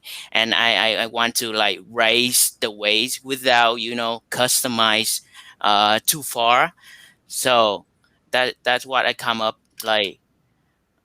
I rearranged the way that is snap built originally. Mhm. So I rearranged how we snap build it. And yeah, you can have the waves arise after you Yeah. just a little twitch of the inner frame of the build. I think one of the main question a lot of builders have is how Mhm. do you know to raise the waist? How do you know which modification you're going to approach first or along your project? Mm, uh, yeah, I take, as I said before, I take an overall look of the kit, and Yeah.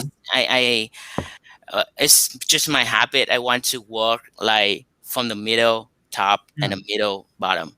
So that is how I work like usually. So I Personal start, aesthetic. yeah, but it's my personal like method of work of customizing. So I work in the middle of the kit first. Like some people they work for the head first, the top first, and then the middle, and then the bottom. But I try to imaginate like how can I customize in the middle and then up and then bottom. It's kind of not uh conventional way of customize, but it just I use that way. So I start from the middle first, and yeah, rise the ways, and then I try to put more details of the ways. And as I said from the previous like feature builds video, I take the piston from the shoulder in the frame, and I move it down to the waist, so we can have the piston look of the waist. Because as you can see here, the waist, we don't have any support for the waist over here. We just have the middle joint over here, and it's kind of looks weird when you assemble and when you take a look at the overall. So I tried to put a piston here to balance the look. And what this is Oh, wow. what you have like after just a little touch up of the kit. And yeah, the bottom part is still bulky, but I'm pretty satisfied with the upper parts because I get rid of the waist armor. I temporarily like, take out the shoulder pad to see how it looks later. Yeah. And This is yeah. amazing. This is Right. really, I like the Yeah. proportion and like the stance behind it. Mhm. Like that's a really good modification to do that, right? Modifying the waist. Yeah. um to my personal thoughts, like I like to modification the ways best, because that's where I can find lots of motivation, lots of inspiration. And talk about inspirations, um I usually get my inspiration from our stations. So I search just Mm. for Mecha, and you see, we have lots of design, 3D design, because my day job is 3D modeling. So I need to research a lot about concept, how I come Nice. up with you know What site is this that you're looking at for people who are our uh, station. Art Station? Okay, Yeah, our guys. station. You guys can look up lots of sci-fi, mecha, and robots, even Gundam. But people in here focus more on industrial, like mecha stuff. Mhm. So that's where I I got my inspirations. Yeah. I love ArtStation. It's really really cool. Yeah, actually they have lots of concept art that you can take a look at. For example, Yeah. here you can take a look and you can have like general ideas of how how you gonna customize your kit later, and you can just like grab a little bit from here, grab a little bit from there, and just sketch up on your mind what will be your concept for further customize. So yeah. I think some of those 3D artists they also put the 3D render inside their Yeah, page, yeah, so you yeah, can actually rotate it with your mouse and zoom in and yeah, see their yeah, work. yeah. If you can find like last, I think last most of the 3D modeler, they put like real time render of their work up there, so you can just like rotate and see the details of and stuff, because they work for industrial, so most of the details are pretty legit and pretty industrial standard. That's where I got most of my inspiration from, to make sure it's right to do on my my build. And yeah, Okay, and great. So talking when you're about. looking for Mhm. parts, this question for you, like when you're looking for parts that is not part of your structure, like do you have like a parts bin as well? Or I know you mentioned also 3D printing was one of your Mhm. go-to for. Uh, Um, yeah, right? according to that, like 3D printing is another way, but I don't have time to model like some small detail and just bring them out. It's it consume a lot of time for you to model Mhm. and for you to print it out. It's it take a lot of time compared to if you can find any spare part that just laid out there, and you can just grab that and you can just grab it and put on your customize is pretty fast and convenient, right? Yeah. But Yeah.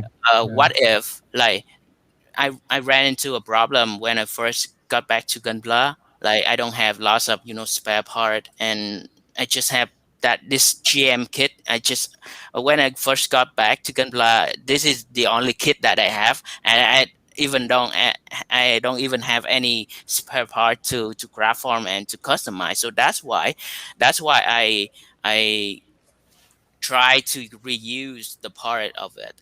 So for example here. Um, so the original like Mm. front armor part of the legs, I try to cut them in half and uh, replace the where the original are, and just like swap them a little bit, and you can have a result like pretty. Really satisfied with the result. Oh And wow. you can see here. Um, Yeah. uh, I get rid of the bulky look of the kit. So over here is the original kit, and that is what I am for. More skinny inner frame reviews. Yeah, that just yeah like that. And No, it definitely changes the looks of it aesthetically. mhm, You mhm. know, 'cause there's the inner frame that you're working with. The armor obviously is just more for like the standard use. You know, like that's how it was originally designed. But with your reimagination of like minimal armor approach, what you did was you just cut it open, re-glued it back in, and then what repositioned them in a way that would change it aesthetically, right? Yes. Basically, I don't really like lots of armors to cover up like such a really nice inner frame that we got from the Yeah.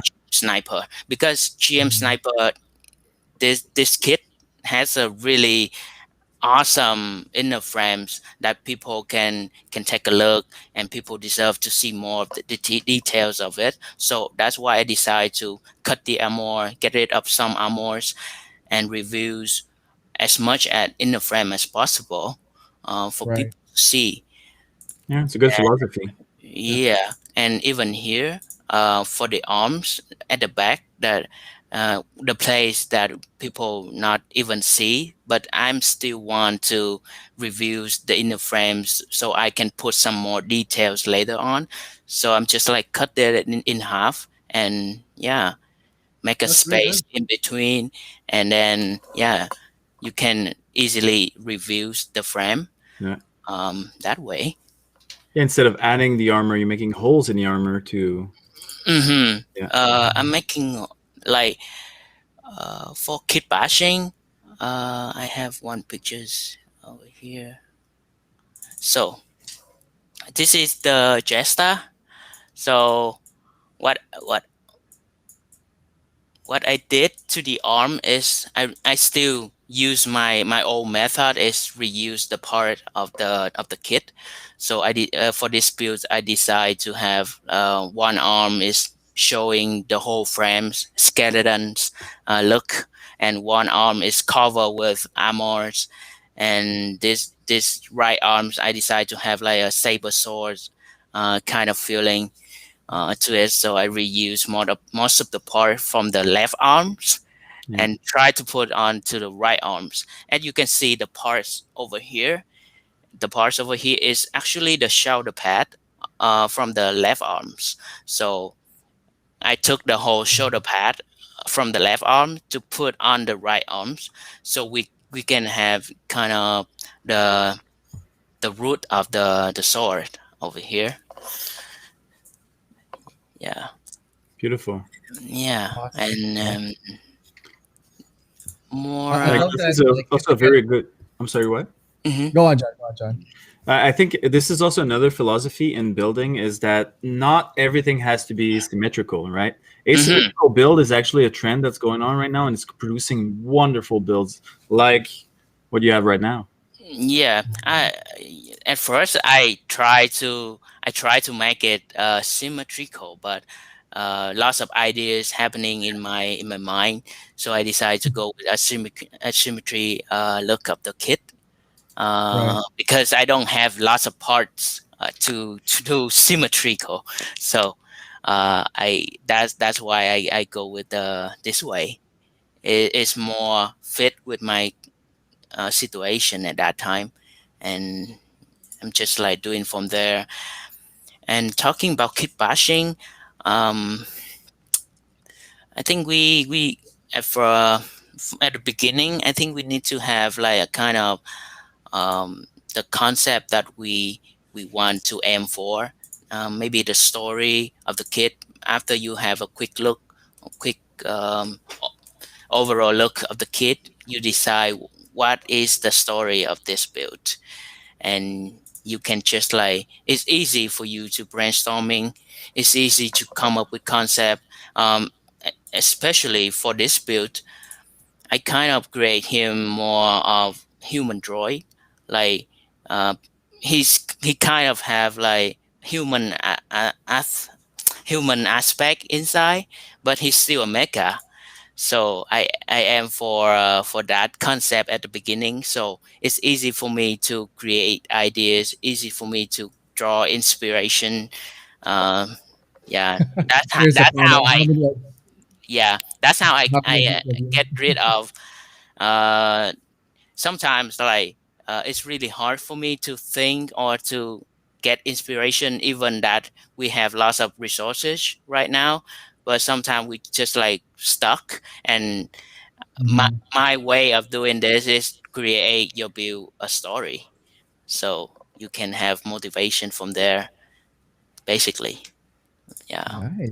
No, that's a really good way of Love it. approach and perspective. Hmm. Definitely. Oh, yeah, beautiful. And one more thing about kit bashing is if you don't have lots of spare parts, just like cut them out. Yeah, Cut one part into different into different shape, and you can just like create like for example here you can just like create five pieces from just like two or three pieces like over here, and you can and it also have you to create depth in your customize. You don't need to stripe a lot to create depth or to create the separate like section of the armor.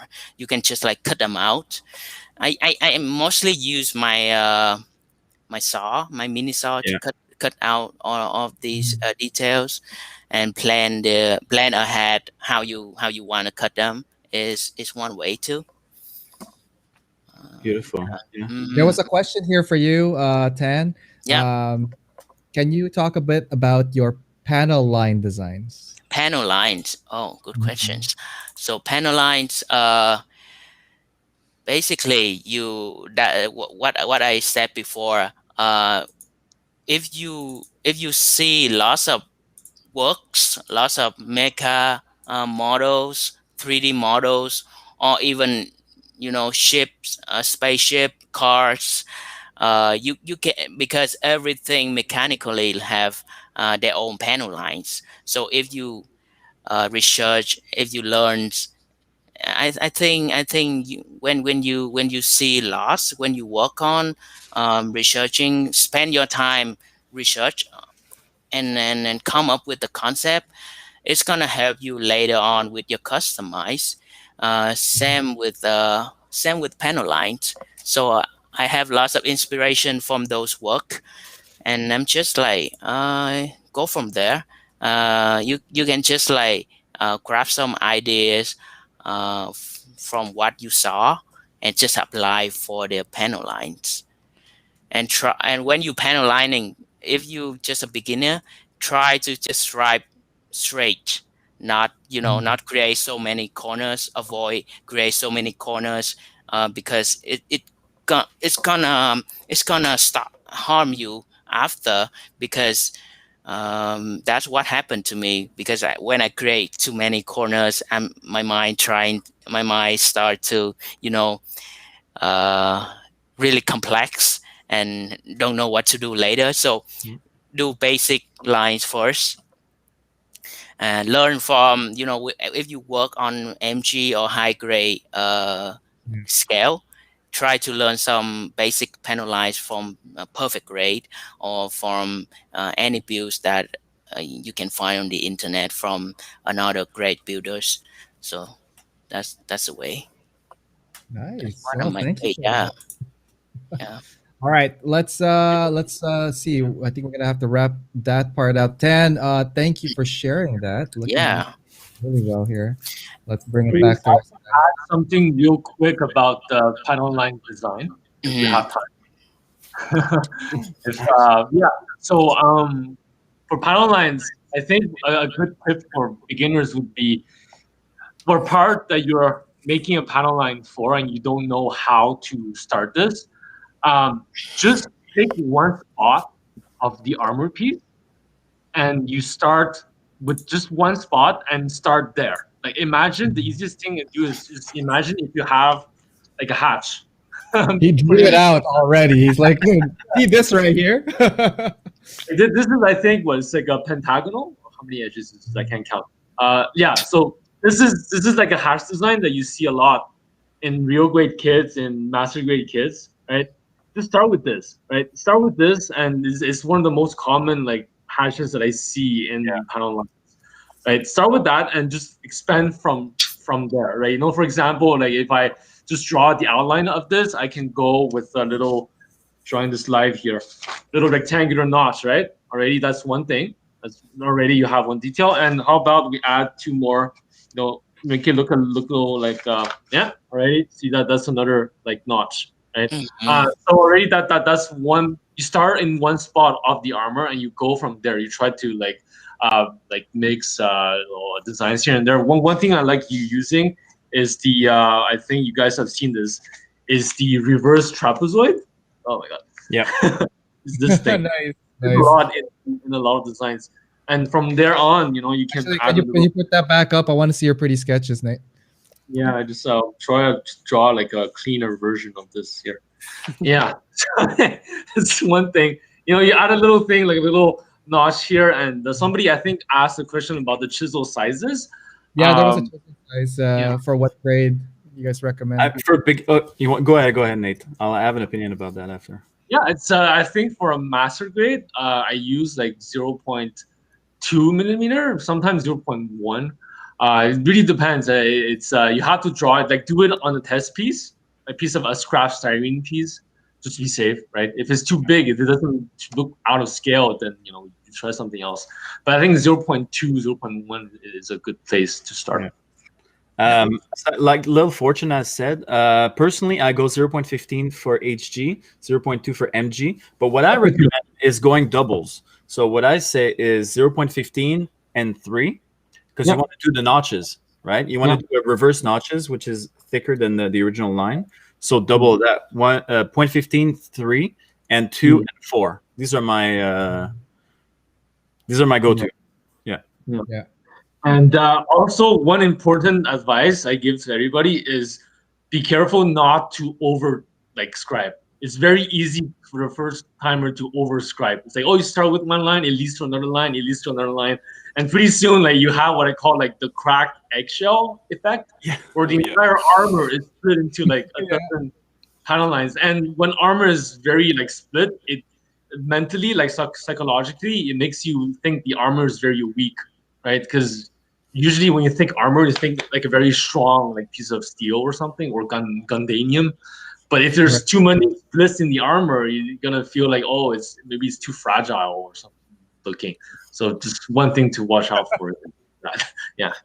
Absolutely. No, good points there, Nate. All right, John, that we've done the round robin here. Yeah. This comes out to one of us to do our little thing. We're at the hour 45 mark, just to let you know in the time. All right. You want to go first and share a little bit of like your POV on that. But before we get to that, Tan, thank you for sharing all of that, and to everybody that's watching over at YouTube and Twitch, guys, thank you so much. We have so much information here. Like, it's so hard to cram everything in a 2 hour, 3 hour, less than 3 hour show. But we will have their their links to the description of the YouTube for if you guys want to check them out.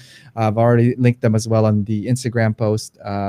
And we will talk more about their socials in a bit. But now let's try to tie this off, Jonathan. Why don't we go to you and awesome. I'll try my best. Okay, so I didn't. We're only gonna judge him, guys. All right? That's it. Because I use right. So I'm gonna go on my work table. Be right back. So fancy. Yeah. Right. So I have currently a kit bash that I'm working on. Right. So my philosophy is I came across the design of the full frontal build. Full frontal is one of my favorite characters. He's an amazing. You guys there? Yep. Okay, awesome. All right. So and what I realized is that the MG might be just too much work for me, so I decided to go for high grade. And I'm gonna go in two different philosophies. So first philosophy, this one's gonna be a kit bash. So in terms of kit bash, I went ahead and I grabbed a bazooka from the Senanju, attach it to the gun. Now, one of my trick a lot is that when you have a gun that you want to attach somewhere else, you use the hand of the original suit, right? Something that fits there, or you can make it fit by cutting the pegs and making it fit in the original hole. So you take the original hole and attach it to the new hand or something like that. And now I'll also grab the backpack, which is the backpack from the Girazulu Gilboa use.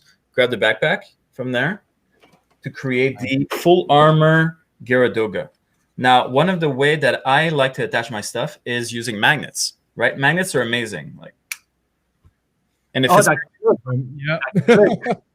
Do it again, John. For those guys, it was too fast. It was too fast. Look at that magic. So how does that work? Well, basically, you drill holes. First you get earth magnets, which are super strong, and then you drill a hole and you cover it with super glue. Super glue act as some sort of plastic into it and seals it in the hole, right? I always recommend 2 magnets because you want to remove the rotation aspect to it, right? Yep. Nice. Now, basically, this is the kit bash aspect. Now, one of the things I want to add is adding different parts. Different parts come from various places, right? So one stuff I like to use is builder's parts. So builder's parts have been out of stock for a while, unfortunately, but this is where I get all my hands. Jonathan hoards them, guys. Yeah, I do. Find out where he lives and take it. I love the pilots that you can get on those. Yeah, we have some at the shop if you're interested. So hands are amazing. And then Yeah. after that, when it comes to the tubes are a little too basic for me. It's something too basic. I want to enhance the details. Well, builder's parts also have pipes, right, to modify that. And when it comes to VFin, they have the customization VFin parts. What's great about these is that they're just like slapped on. They haven't been produced in a while, but it's various companies makes them. Like Wave makes an add-on part, and then after that, there's that's it, the builder's part, MSG, and stuff like that. Another thing that adds detail in terms of surface detail is paint, right? Doing shading in your paint and doing modifying the scribing and stuff like that. There's something that you need to add to that later on. This is just like a weekend project that I'm just gonna try to modify. Another thing that can help a lot in terms of details is water slide decals. Water slide decals for me is the absolute must for your custom. I think it adds about like 30% to your build. I find it quite it's amazing. I'm actually looking into making my own. It's pretty complex just because white ink does not exist, but yeah. Not anymore. Alps printer back in the day was one of the sought out after printer for decals. But I don't think they're in production anymore. And I forgot who it was, but like there are still people that print white ink, but it's very rare. Yeah, but it's much easier to just buy like DLP decals is one of the best brands. Dallin, also my go-to. Bandai is not the best quality of decals, so you may have a lot of errors into that. Second, my go-to build tools for modification. The part nipper from God Hands. These are massive snapping thing. It's literally made to cut Gunpla in half. I forgot my saw, but it's also big enough for you there, John. I'm sorry. big enough for you there. Yeah. Epoxy putty, my go-to, high density from Mr. Hobby. Dissolve putty for surface, and I also use super glue for fixing mistakes and stuff like that. Right, cement is also a big thing. And then I was talking about surface details in terms of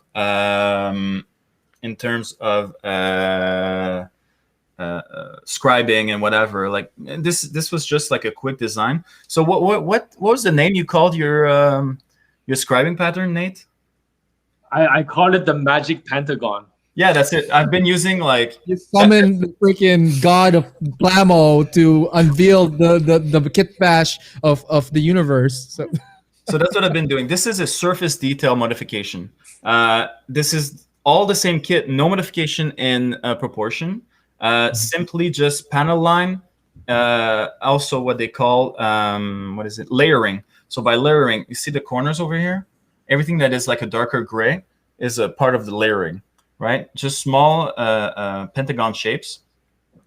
I did add a few things. So if you notice on the corners, just like the pentagon that Nate was talking about.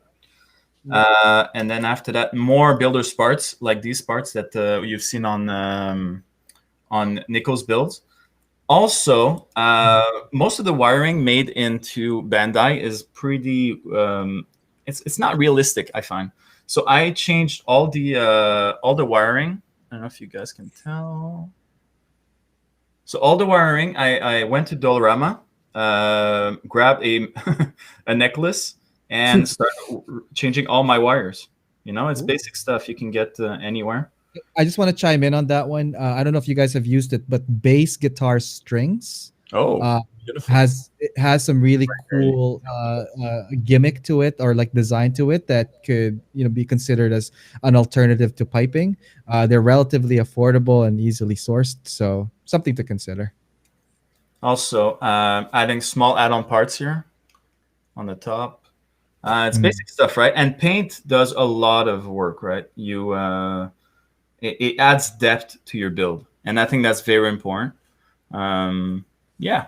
Now, I'm sorry. Especially when you have the real grade-esque, like off-white and the white, right? Yeah, exactly. Yeah. I think white is very unrealistic.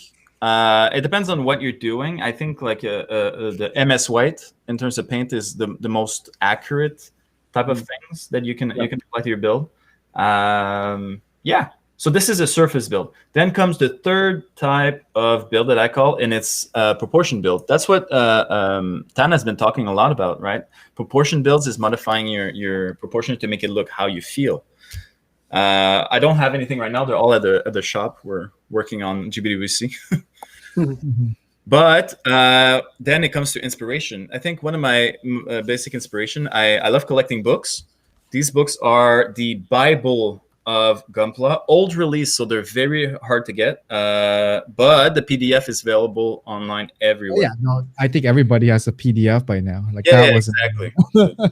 and I can just show you like the kind of content that this magazine has. It's basically how to scratch build everything, how to use putty, how to scratch build a Zaku head. All these things in Japan, there's like tons. How to scratch build a hand with putty, right? Here, the use of styrene again, how to make a movable hand. Like this is like advanced stuff that has taught me so much, so much. All these sculpting with putty, sculpting with styrene, and everything. Having the right tools, you know, like protractors, having the right saws, having the putty, having there's a wide array of stuff. And if you go to your local hobby shop, you can find everything. And these guys over there are there to help you. In terms of this is in terms of skills, right? But in terms of inspiration, monthly magazines, Hobby Japan, great place to start. Like these guys, every January they release one of my favorite competition, which is the Orazaku competition. And they release all the recent builds, all the recent winners. It's a great place to start in terms of inspiration. But then these can cost a bit of money. But the best place for me is probably Pinterest. Pinterest is an amalgam of all the internet's photography, all the pictures that you can images in general. And with this is that, let me come back to me. So can you hear me? Yep. No. Oh. Yep. Yes, we could hear you, John. Oh, okay, sorry, my wires are connected, actually. Oh, good. So Pinterest, right? There's tons of builds over there. Your local communities, getting inspired from your friends on how they're doing, getting inspired from Mecha Pew Pew, right? Like all the stuff that we show and everything. And an absolute best, guys, you should go look. Modelersg.jp. I think modelers-g.jp is a probably like a forum of Japanese builders that provide you with I think there's like not a contest, but it's like a Reddit of builds, which like there's thumbs up and it gives you like the best of all builds at all time, and you can inspire yourself from there of the best builds in the world that is brought to you like in a Reddit form with thumbs up and thumbs down, right? And voting system. So, and they update every weekly. I think Nate was were you third once?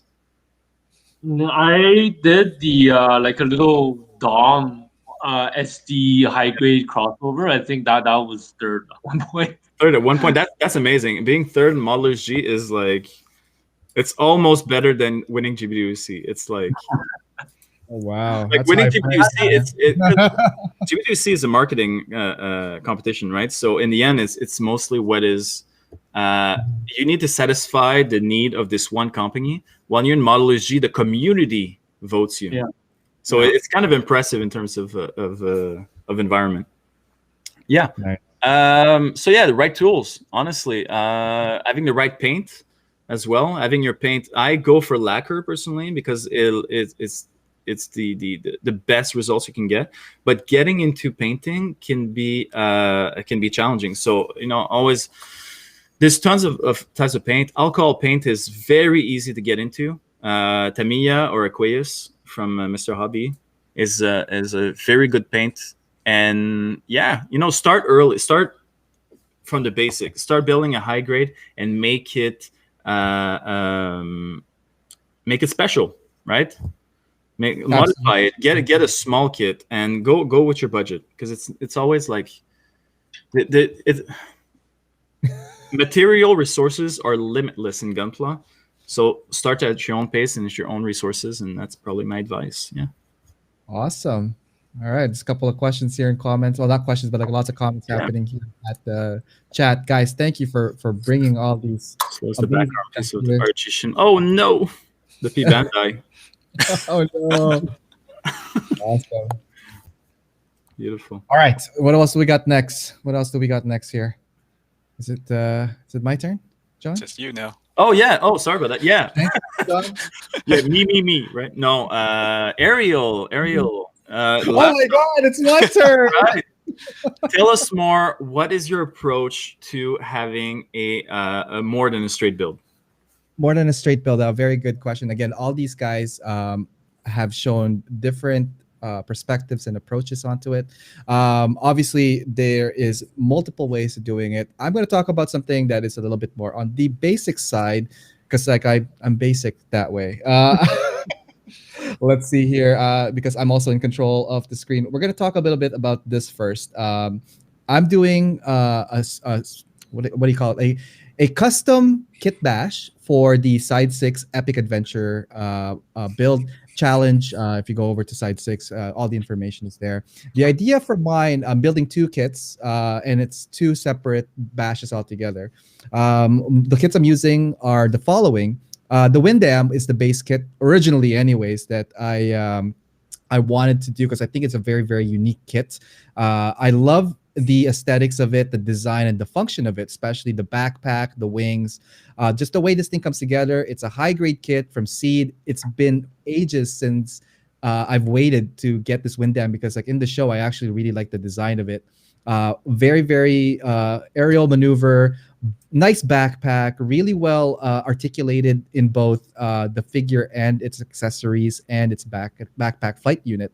So being that this is the base kit, some of the things I would do in order to kit bash is definitely get parts, but I don't want it to veer off too far away. I just wanted to change it enough so that it does look unique. That being said, I looked at the 30-minute missions, and these are the kits that are like introductory kits, essentially for people that are trying to get into the model kit hobby and all that stuff. They're fairly priced, I'd say, but it does come with a whole bunch of like generic, I wouldn't say non-generic, parts that are not really specific for, you know, a licensed kit. Like this is not for a Zaku. This could be for an Earth Fed, or it could be for a Seed or unit, whatever. What I liked about this one, because it has somewhat of the similar silhouette as what I'm building. I looked at the guns here, so I took the guns from this. Because even though it looks the same, I can't use any of the parts. Another thing too to consider is like don't force your parts if they don't fit. Plain and simple. Like a lot of people try to achieve something and then they get frustrated because the parts are not fitting or they're not it. Go with the flow and go with the less stressful route if possible. For this one, I just took the guns because I think they look cool. And I don't think it looks good in this one. I want to keep it for something else. Another thing that I took from another piece is the Haijiroboshi. I liked the aesthetic of it, but I didn't like the kit itself. So I kind of already put this in the graveyard. I took here is the hands and the arms. Sorry, the whole forearm, because the connector piece is the same for what I'm using as the base kit, which is the Windam. And I used the long.net to look at manuals first to see what parts come together. Now, if you're new to kit bashing and you want to understand how parts together, if it's a polycap or if it's a 3mm hole, the long dalong.net is a Korean site. This guy's been scanning instructions and whatnot for many years, so it's a very, very good library. And I noticed that, like, I really like the hands, so I took the hands from that. Again, that was like phase one of my build. I unfortunately couldn't get another picture. I just ran out of time. But the legs I took from the G Bouncer from Age, and I will get to that. We're gonna get to the actual build in a sec. My second kit is the rebake of a rebake of a rebake. So I took parts from the full city. I was in Vanpla, I was Vancouver, hanging out with the Vanpla folks in 2018, I believe. Last time we hung out, Eric, and I bought this kit there for that, like I guess a straight build kind of posing contest that you guys had. I didn't win because I can't apparently pose, but I love this kit. I love the aesthetic of it. And I'm doing another a secondary kit for the Epic Adventure at Side 6, and I'm doing a tank this time. The previous one is a damage or like a damage dealing long range, whereas this one here, this one is more of a tank base. Now, when I said rebake of a rebake, there's another kit in Build Divers called Garibaldi Rebake, and I really like the body and the upper armor of this. It feels like a tank, but I hated the legs. I did not enjoy it at all. It just looks like a cartoon to me. Like by cartoon, I mean like a not so what do you call it? Like typical leg I would use for a battle unit. I So think that's that- a great philosophy of kit bashing is not just grabbing whatever parts fit, but sometimes grabbing your favorite parts of everything and Yeah. trying them on, right? Exactly. So for here, aesthetically wise, I really enjoyed the armor because I'm going for a tank. This feels like a heavy unit, and I wanted to do something that represents weight, something that represents, but also keeping it like in the basic form. Again, I'm just putting the silhouette together, gathering parts, and putting them together. Another thing to touch base on, I think John, you mentioned upgrade parts. So this one here is from MSG, which is what was that? Modeling support goods. Modeling support goods. Yeah, from Kotobukiya. It is by Kotobukiya. And I thought I play Overwatch, and an inspiration for my tank build is Reinhardt. So, anyways, Oh, I love Reinhardt. Cool. Yeah. right. So I'm gonna show you guys my build next, and kind of like oops, not Eric, me. I'm kidding. Eric, hi Eric. Let's go over to the arena real quick. And so we're talking. I'm going to talk about the tank afterwards because that's in work in progress. But as I mentioned when we were talking about the Windam, I still kind of kept the original aesthetic of it, like the triangular form. I kept the backpack still because I think this has really good articulation. And again, silhouetting it, you feel that this is definitely a flight unit, aerial support, that kind of thing. I mounted those guns that we were talking about to the sidearms. Now, here's the thing: like it was all a combination of research. I looked at the manuals and see how they were connecting. There's a ball joint that connects the upper arm to the body, similar to the Hajiraboshi. So I took the arm off. This whole arm now is from the Hajiraboshi. But the cool thing about that kit is that at the can I flip it? At the side of the hand here, the underside of the arm, there's this swivel piece that you could attach a 3mm piece to for the shield so that it could rotate back and forth. So I took the shield out. It has it on both sides because it's ambidextrous, and I mounted the guns. So guys, I have not, cut any pieces. I've not taken anything apart from any as in like broke anything to put this all together. Everything here was taken from pieces that matches. They just somehow fit together. The lower part here, I kept the Hajiraboshi skirt because I think it looks pretty cool, giving that aerodynamic feel. On the side here, this is from a 1/100 scale. Now, we didn't talk about scale yet in most of the builds, but you could mix scales. I find that sometimes using a bigger scale on a small scale high grade has a big impact. I saw a kit recently. It was the RE detector. I forgot what it was, a GM detector. Yeah, the gun cannon detector. Gun cannon detector. And they used a part from a high grade to put as additional armor. Vice versa, the Gustav Karl, which is a high grade big boy, because of the size of it, I saw some guy use a master grade RX-78 shield, and it matched it perfectly. So again, playing with proportions and sizes, you can also mix your grades when you're doing your kit bashes. So again, I'm only talking about specifically on kit bashes. The lower part here, I didn't get a chance to explain, but on the photos, but this is from the G Bouncer from the Age. And I love the aesthetic of this. It just kind of flows well with the whole silhouette of the original base kit. So the only thing really left on my base kit is the backpack, the chest, the head, and the lower torso. The rest I've cannibalized, and this is what a potential kit bash that you guys could achieve. Now, the second part, we were talking about the rebake.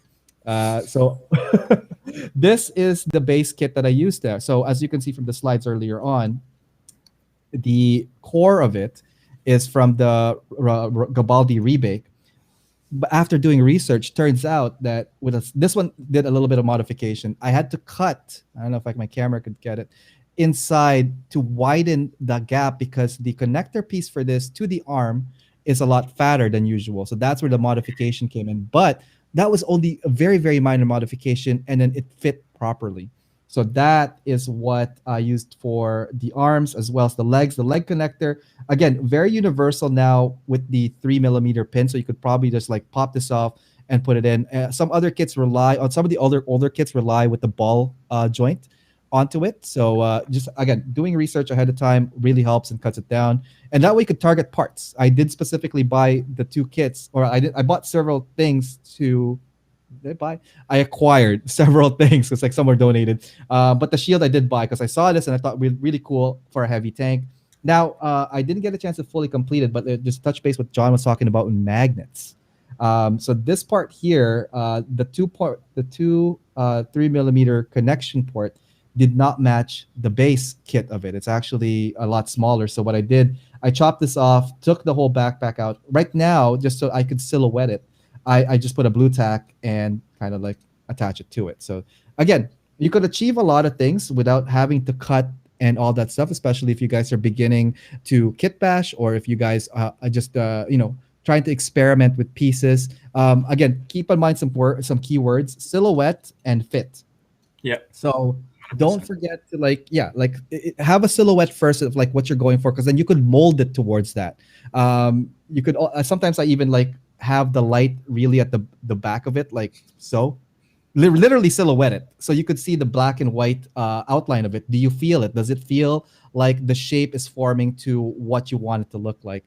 And then for fit, again, it's either you're going to modify it or don't force it. That's another thing too. You will break pieces if you try to force a fit to that. I've had pieces crack before, and I've had had to replace them, and they became costly, and the project just became stale. So don't stress out. Don't obviously force things that will not work. But like, go with your gut. Go have fun. Fun is the F word you need to use for this. All right, let's bring it back to me, guys. Awesome. So yeah, that's a little bit of a kit bash, and again, just to touch base on everybody's points. Lots of good points here, guys, from you. Beautiful. Well, thank you, Ariel. Thank you, Ariel. I think we did a good roundtable, but I want to finish with one big question. Another roundtable, really quick. What upgrade, in your opinion, changes everything in a kit? So, while you just finished, maybe you can start, Ariel. How do you even rephrase? Can you ask the question one more time? I want to make sure absolutely. I answer it. What upgrade, in your opinion, changes everything in the kit design? What upgrade changes it again? When I mean upgrade, it can be anything that we went over in this episode. I think elevating armor is a really good way to start and change the shape already, because like I said, when I think of stuff, I look at it in a silhouette form before I actually go into the details. So I go from grand picture all the way to the end. Sometimes I will look at the armor and go, okay, well, with the stock armor, the stock figure itself, if I add this and take away that, it's that whole add and subtract thing, and I'm looking at, okay, cool. From then I start working onto the detailing by building up the piece and then adding and subtracting as required. Awesome, great. Dan, what about you? What is one modification that will change everything? You're on mute, or you can't hear you, Dan. Oh yeah, I mute. So Okay. so I think I'm gonna choose detailing, like striping, panelize at first to start. To upgrade your kit when you first start customize is a good way to practice on your way of feeling the details, how you place the details on the kit, and you can go further with more advanced kit bashing after, and advanced like placing small details like Nico afterwards. So I think at first people can try to memorize, analyze, and striping, and practice a lot. I think it's the best way to upgrade your kit. Great. Yeah. Awesome. Nice. Thank you. What about you, Eric? A modification. I was thinking, well, if you're just doing one modification on a kit, what make it. I think it ties to similar to what Ariel's thing is about silhouette or the shape of it. And let's say if we're looking at just Gunpla, so the Bandai kits, then it's just proportion that would change a lot. Like Dan did with the GM Sniper. It's just a slight proportion change, and it would just change that shape dramatically. So it comes down to shape and the proportion. Yeah. Oh, great. Right on. Nicholas? Well, I think it all depends on what kind of build and what kind of customization you want to achieve. In my case, for example, I like the little details on the grebels. Yeah. Just adding. I like to take a flat canvas of plastic and just make it add all those details to it. So in my case, that will be like the most important part, the customization for me. Yeah. Great. Oh, that's good. Adding surface. Yeah, go on. By the way, I also, when I'm customizing my builds, I also start with the chest. The chest. Yeah, because it's the central focal point, right? So it's logical. Yeah. Yeah. So however that ends up, that will determine the rest of the. Very good. Yeah. Yeah, me and Nate were talking about our GWC, and we have like milestones, and he's like, we start with the chest, and I agree. It's like, yeah, it makes sense. Yeah. So, what about you, Nate? What do you think is the essential basic modification? I think a lot of good points were raised by the others. Like we said, proportion and detailing being like two of the main ones. But just to finish, I'm gonna end on something that we haven't talked about. Okay, it's the weapon. Okay, it's the weapon. Yeah. Yep. Yeah. One thing, if you want to be cheap about it, one thing to upgrade that will make your build better is a cool weapon. Giant gun, giant sword, something. Giant axe, right? Already it's a good way of getting to a good result, right? And that is now that you're saying that, I wanted to ask you guys: do you guys suffer from weapon fatigue when you're doing a build? absolutely. Yep. I hate I get to the weapon. I'm like, So you notice my Mark II over there? It's technically never been done because the gun still needs to be painted. Yeah. I'm 2 years in now. I'm also building the Perfect Grade Unicorn, and I finished the body is like ready, and the weapons I had not even cut them out of the. I'm like, oh. To actually follow up with the question, I'm actually gonna agree with Skyers over there. Giving heels to your Gundam adds everything because it ties in the proportion change. Giving heels makes it taller, makes it more elegant, makes it more. There is a style going on, the 5-Star Stories, which is a series that was focusing a lot on heels and everything, and this is where the Cubely comes from. And I think that heels gives an elegant feel to every Gunpla, and I think for me this is my go-to modification. It emphasizes the butt. Yeah, it does. I mean, eye heels. That's what it does. Hey, you got to work out for that, and you got to have like that finesse to like walk with that. Before we do go, and again, roundtable, I do want to ask something for everybody here, and maybe we could do something of that. Like for people that are trying to get into again the hobby and into kit bashing, maybe a couple of advice, a quick pointer. One or two pointers from each, something for people that are trying to advance them past their straight builds. Let's start with Jonathan. Oh, gee. Damn. I and that is a personal opinion. Don't cheap out on tools. I think there's basic tools, but get good basic tools.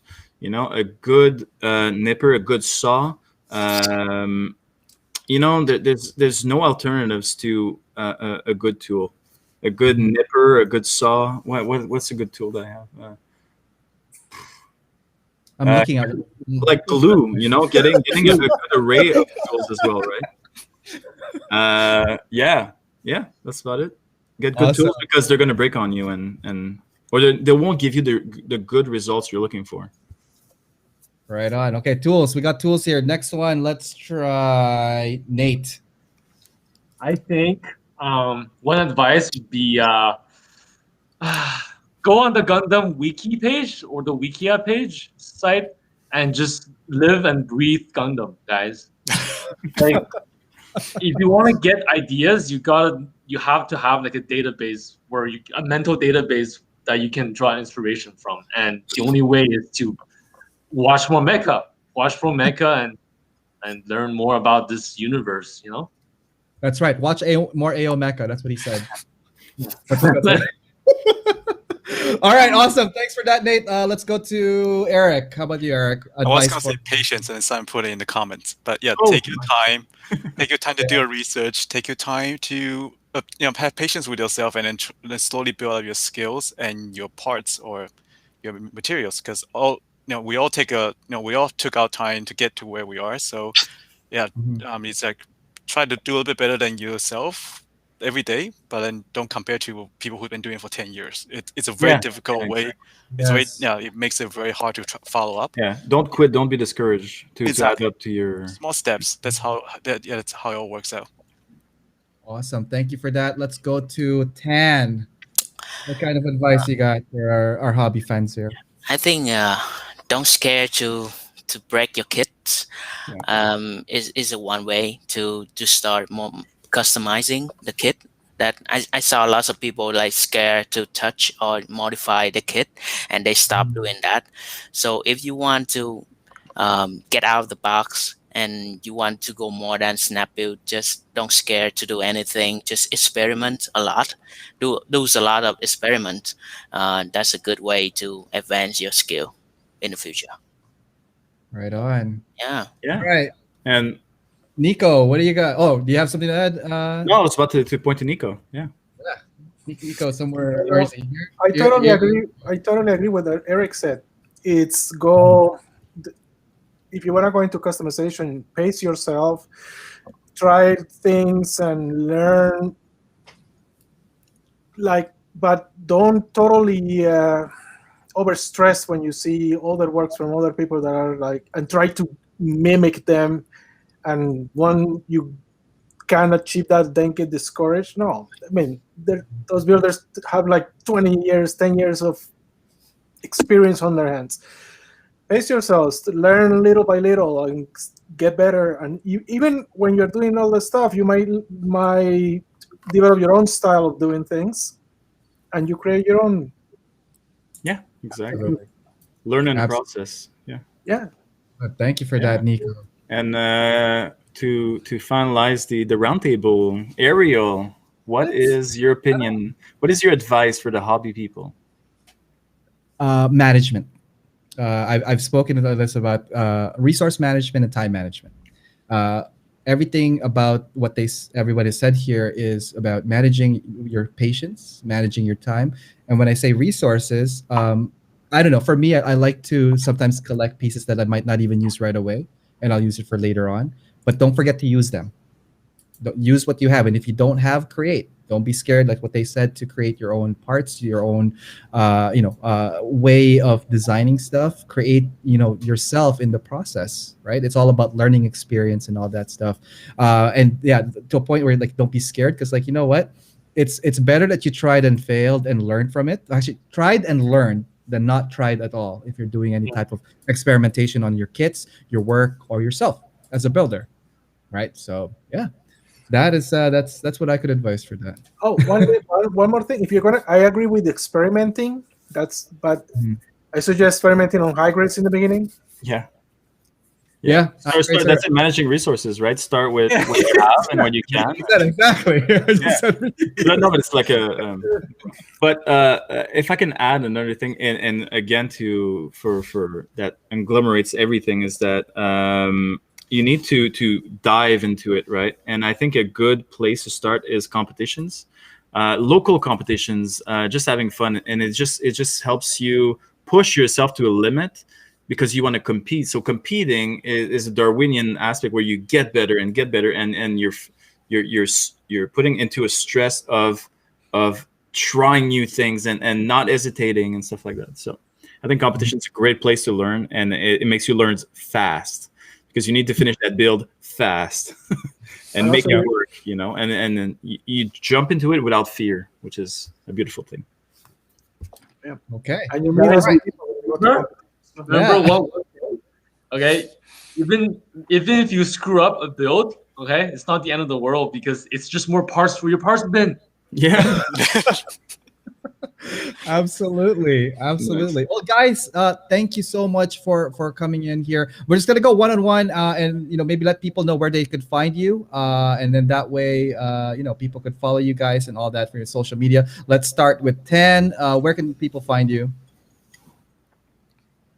You're on mute again, You're 10. on mute again. Oh, I active most of my time on Instagram. You can find me at Akio0504. Right on. Yeah. Okay, who's next here?